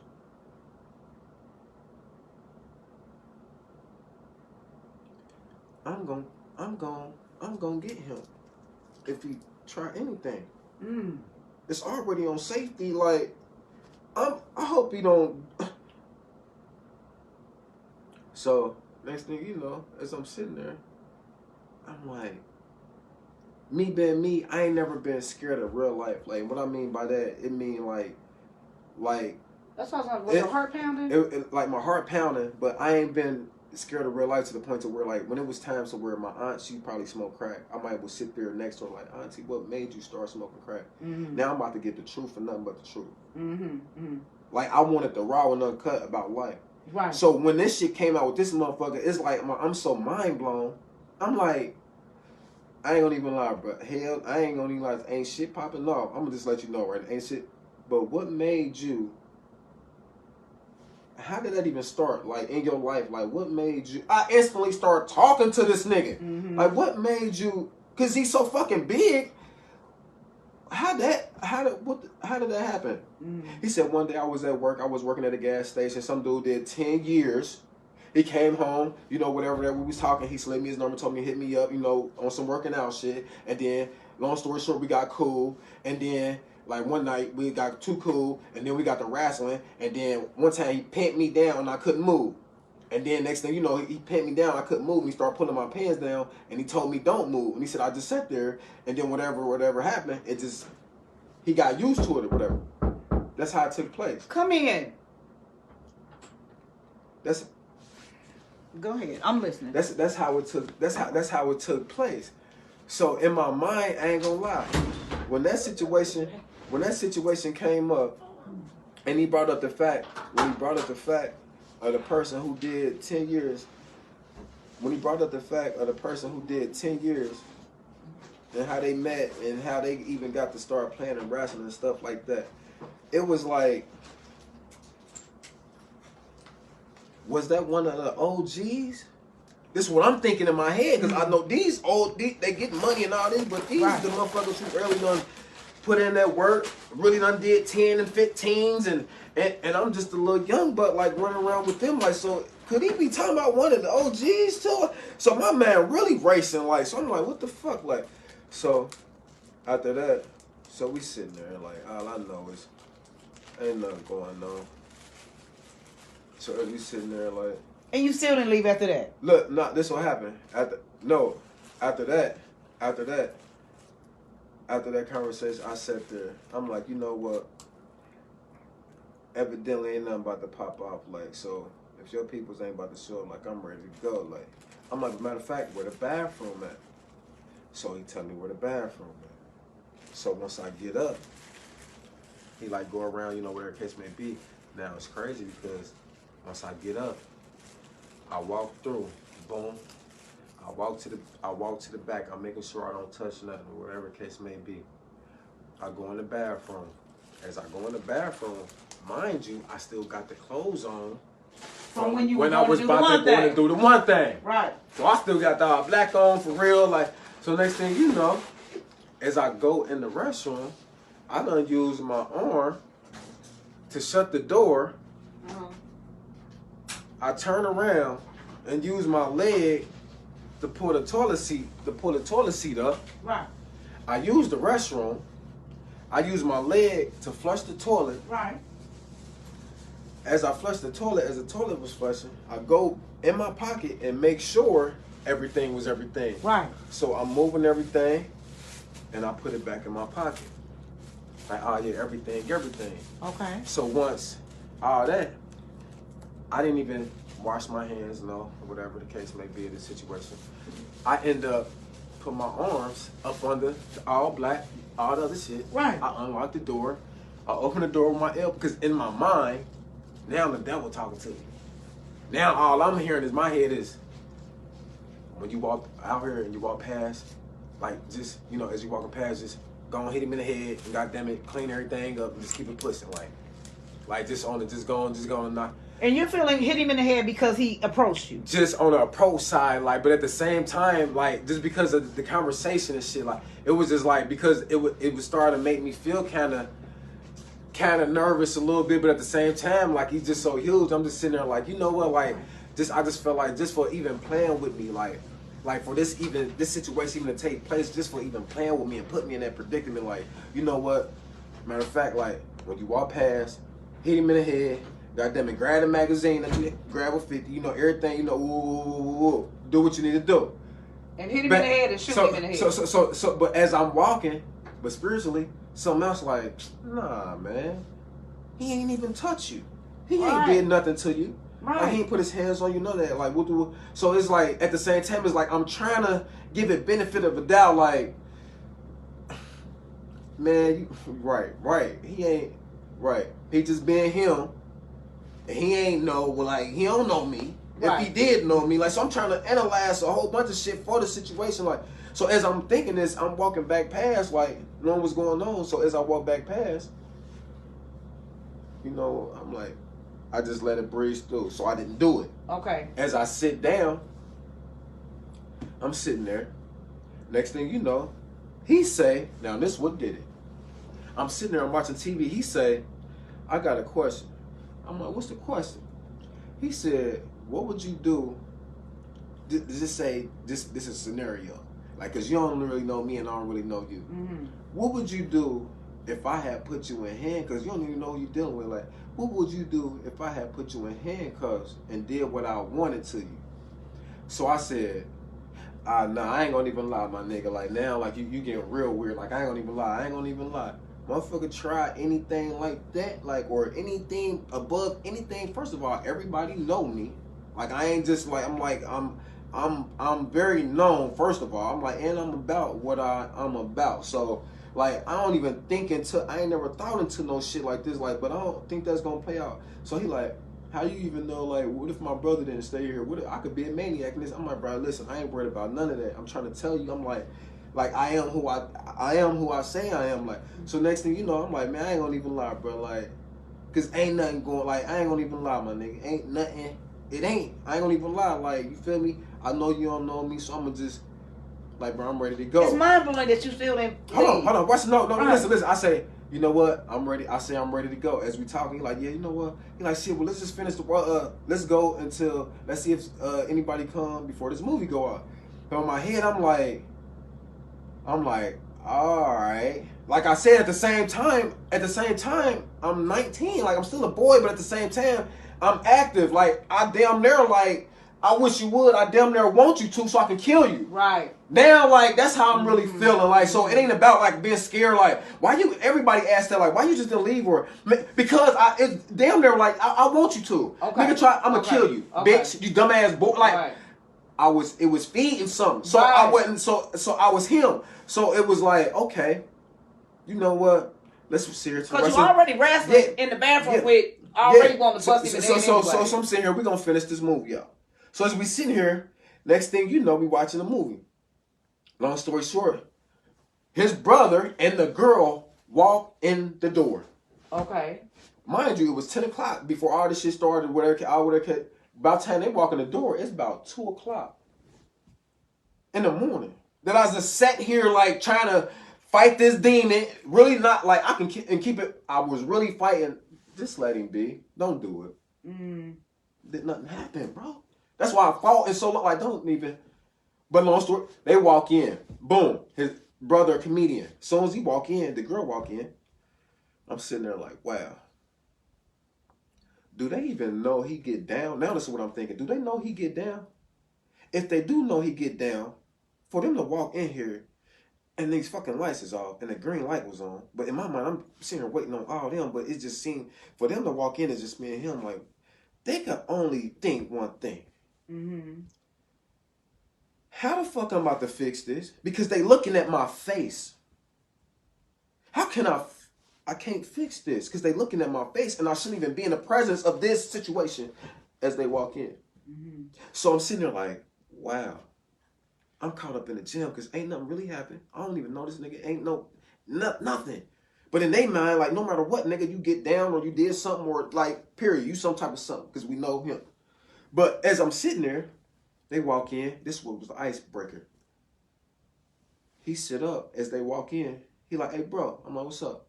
He said, you ready to go? My heart dropped because I'm like, wow. I've been sitting here waiting for them to come the whole time to play cards and shit. Now that they come, you ready to go? I asked you, could I leave before, and you wasn't ready for me to go. You was still trying to make me stay here until they came. But in the meantime, between time, you was trying to see if I was going to end up going. I'm just thinking about a lot now. Like I said, you don't went out your way and all this shit. So now you ask me, do I want to? I reply and say, yeah, bro, let's get up, though. He get up, he walk around. His brother standing in the door. The girl from the store, she walk in and sit where he was sitting at. This what made my heart fall. As I'm sitting there, she said, hey. I'm like, what's up? She like, oh, you sexy as fuck. I'm like, that's what's up, good looking. She's like, what's your name? I'm like, Prince. She like, oh yeah, you know, woo, woo. She like, yeah, he sure know how to pick him. You like, woo, woo, woo. I'm like, what? She like, my cousin. She like, don't trip. Like, I already know. Like, it's cool. Like, nah, for real. She like, but you sexy as fuck. I'm like, nah, babe. I promise to God on my life. I promise to God on my life.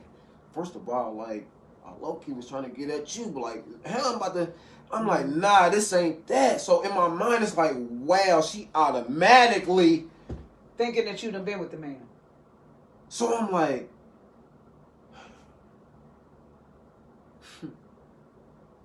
Now I'm just puzzled. Because I can never see this person again, him again, because it's going to get brought up. Or say I'm just doing something good, or people seeing me out, like they could speak, I'm like, oh, that was dude over there, my brother. Like, that's all this going yeah, on. my mind is puzzled. Mm-hmm. And at this time, I sell dope. I run around with guns. I kick in. I'm him. I'm wild. I'm letting dogs die. Like I'm making a fight. I'm going through real life, the jungle. Mm-hmm. But now I'm in this situation. It's like, and I'm already popular from dancing and girls liking me for whatever they like me for. Like, so it's like how I'm gonna get out of this if this get out, knowing nothing happened. It's just the situation that hadn't played out. So next thing you know, she like, oh nah, you ain't gotta lie to me. Like it's cool. Like I just brushed it off. Like yeah, you know what? All right. So I instantly get mad. So next thing you know, he walked through. Next thing you know, he's like, you ready? I'm like, shit, yeah, I'm ready. So as I get up, I'm like, damn. Oh my God. So if shit pop off, damn. As I'm getting up, I'm like, he like, hey bro, can I use your car? You know what I mean? Like shit, like my car, you know, something. Like, you know, it be running hot or this and that. So it's about like, here, bro, this and that. So his brother got the TVs and bang in there. He want to ride and floss on his brother's shit. So like, yeah. So his brother getting the key. So as his brother getting the key, this is what I'm thinking. I touched the outside of that car, the inside of that car. I touched the G in the magazine that I gotta leave here. God damn it. And they see my face. Mm-hmm. Because now are you wanting to kill him? I have to do something. Okay.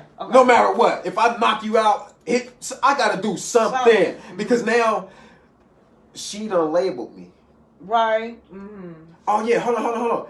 As we about to walk out the door, his brother like, man, what y'all here with the Dr. Green eyes on for? You know what? He get the crack.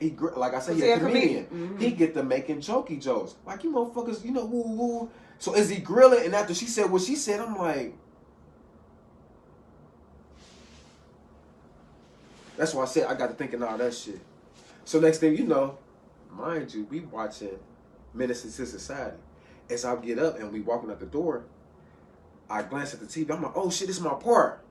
It's when the crackhead run up with the hamburger, like, man, I suck your dick. Mm-hmm. And no dog, like, nigga, what in my mind? I'm painting a visual, and I'm damn near pumping myself up because I'm about to get on some gangster shit, some type of way.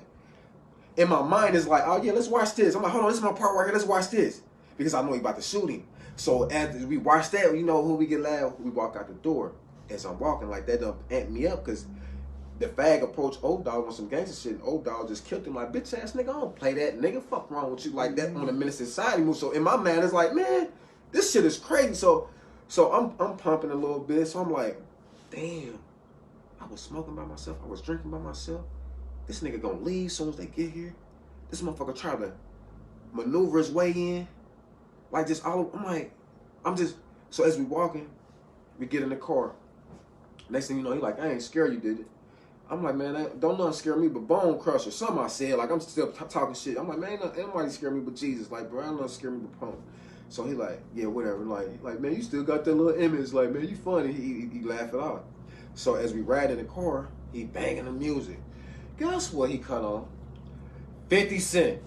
So this song 50 Cent that he played, this nigga 50 Cent said, keep thinking I'm candy till your fucking skull get popped and the top pop out the top. And your hat pop out the top like Jack in the Box.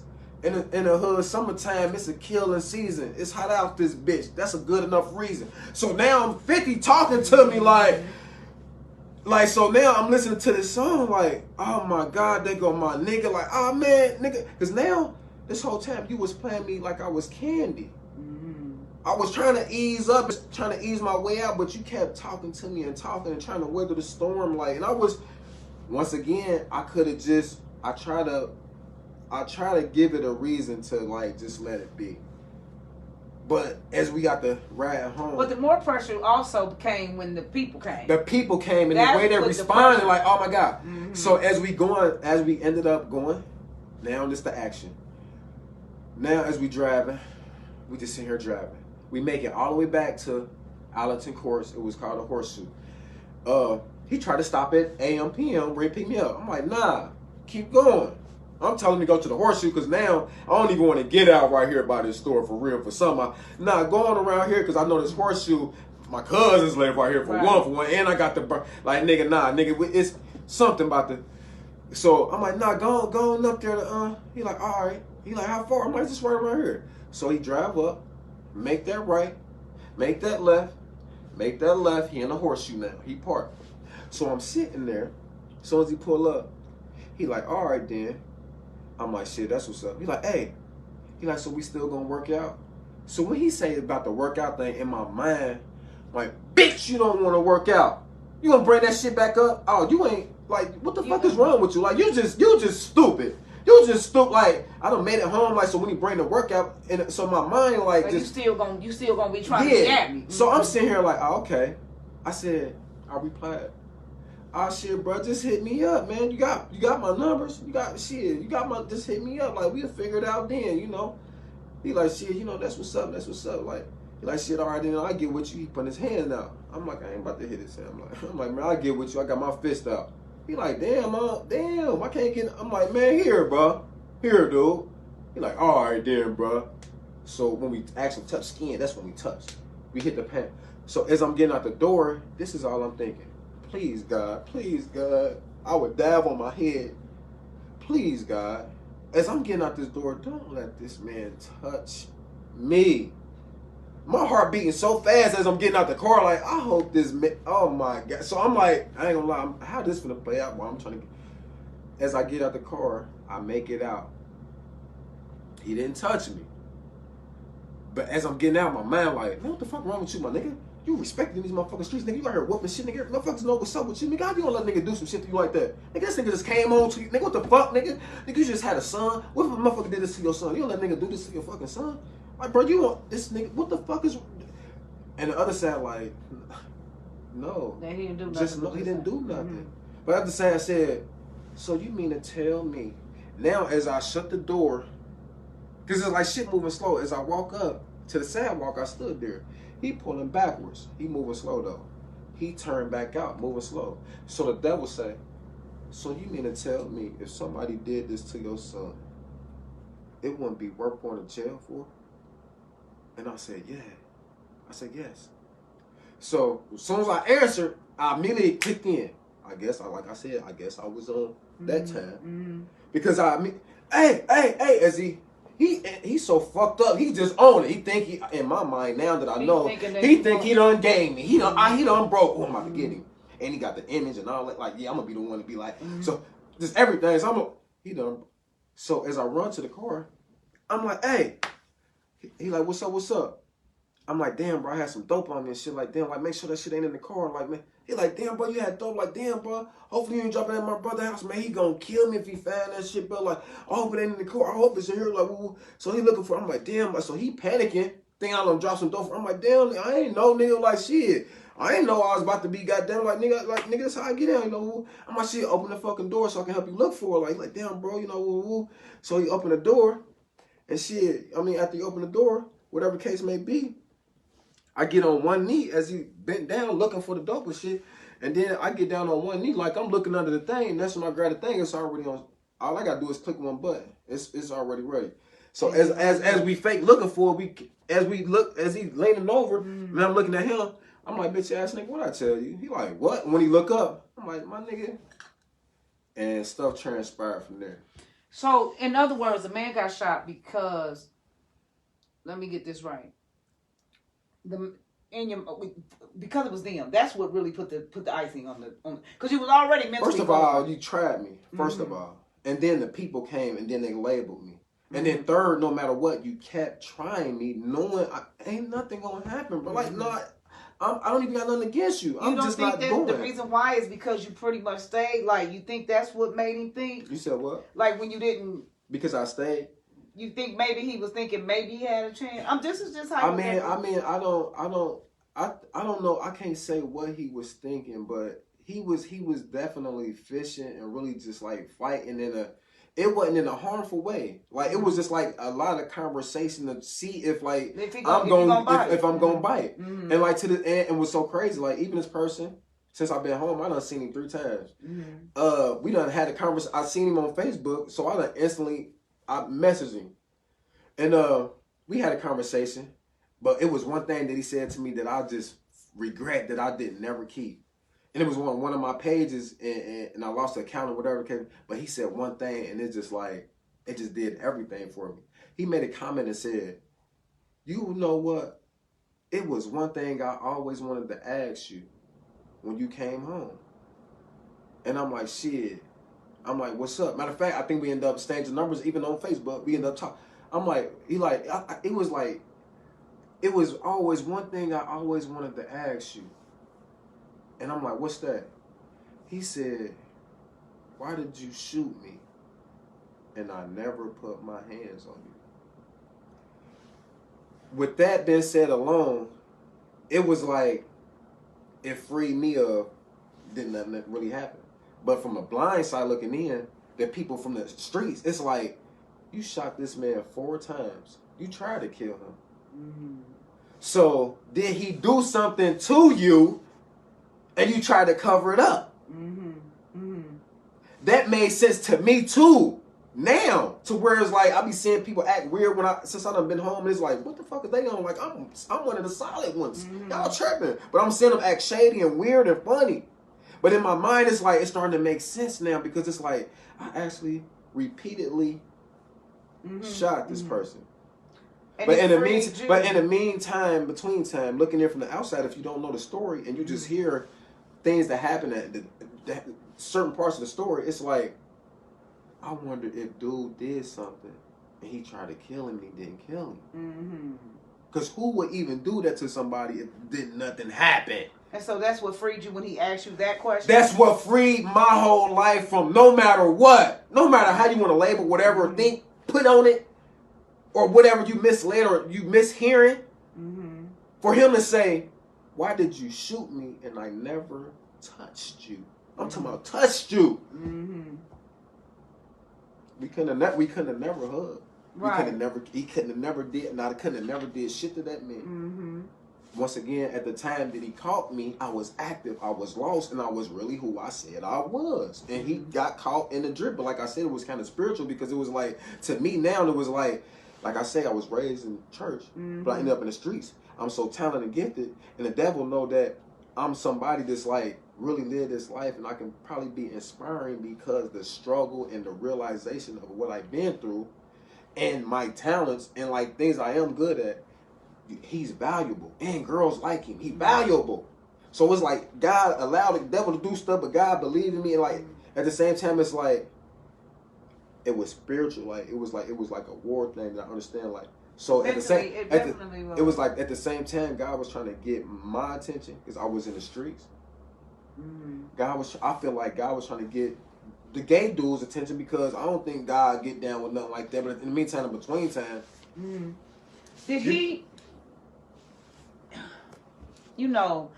Did you? Because you said earlier on, and we're gonna close in a minute. But you said early on that I felt like while I'm in there, like I'm in here because I felt like it was justified. Now, like you said, it's not about what nobody else thinks; it's what you felt, because he should have never came onto you at all. Okay, now, because the flip side of that would be why you say everybody always say, well, why didn't you leave? And you said, but I get you why you didn't leave. But that's because me and you got a lot in common. Somebody that's not us, not going to be like, well, why was he there? I'm being the devil's advocate at this point, okay? Well, yeah, okay. So you say there at 2 o'clock in the morning and you was there at 10 o'clock. So why would you just still stand there after he had already, you feel me?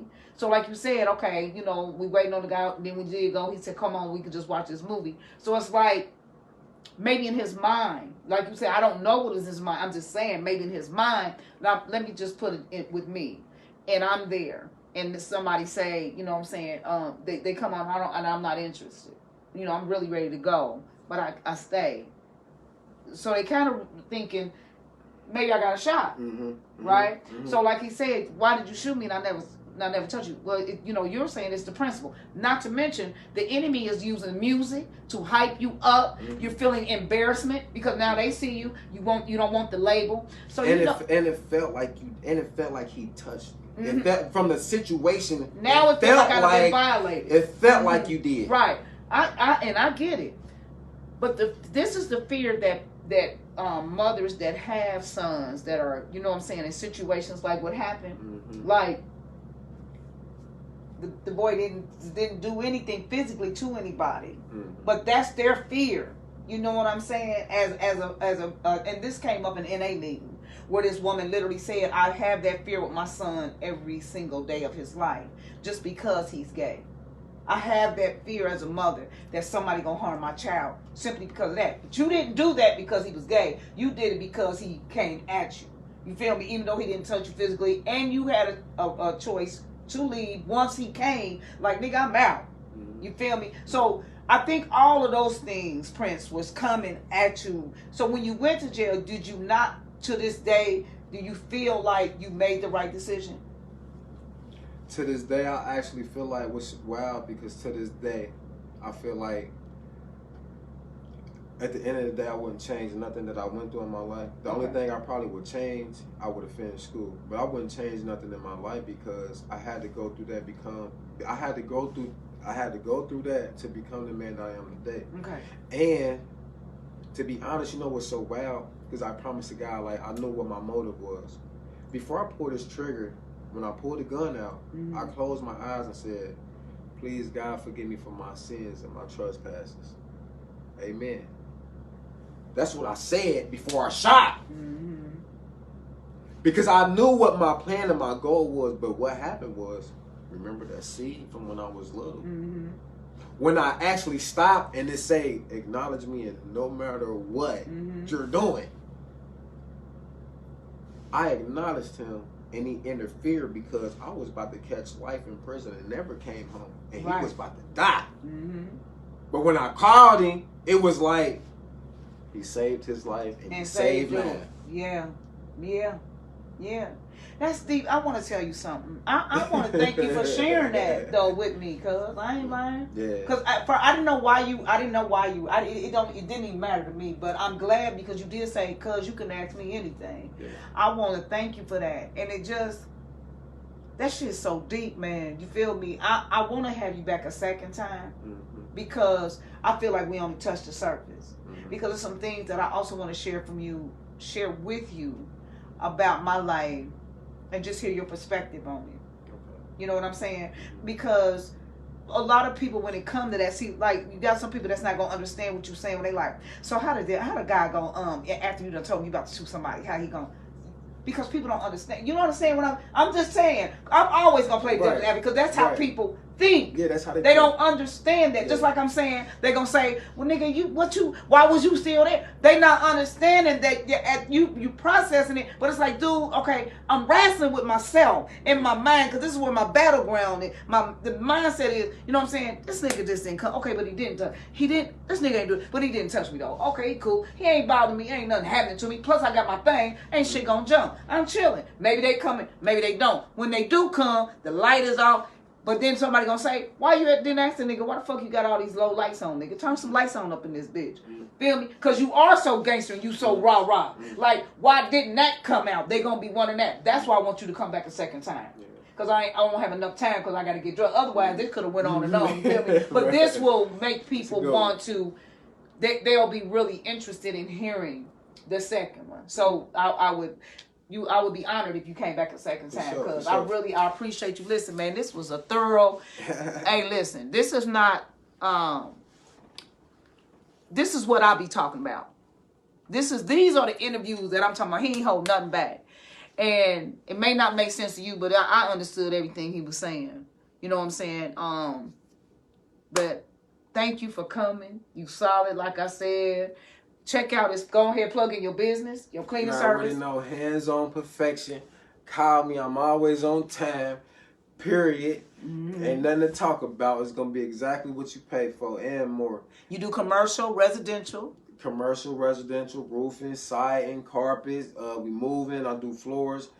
Basically, whatever you need, just hit me up. I definitely can figure it out for you. And he cuts hair. I cut hair. Yes. And get on YouTube, like she said. Pill up. POC, I'm so dating, or POC bars, you know, something like that. But there's a couple more on there. But on YouTube and follow. He said he got an album coming out. He asked me to be in the video. I did. You already know I'm going to turn up.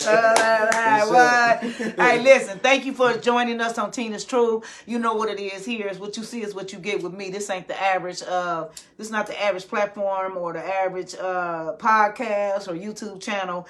Really, literally, what you see is what you get. We really covered a lot of today, but when we come back tomorrow, we're going to make some sense of it all. All right, have a blessed day on purpose. Take care.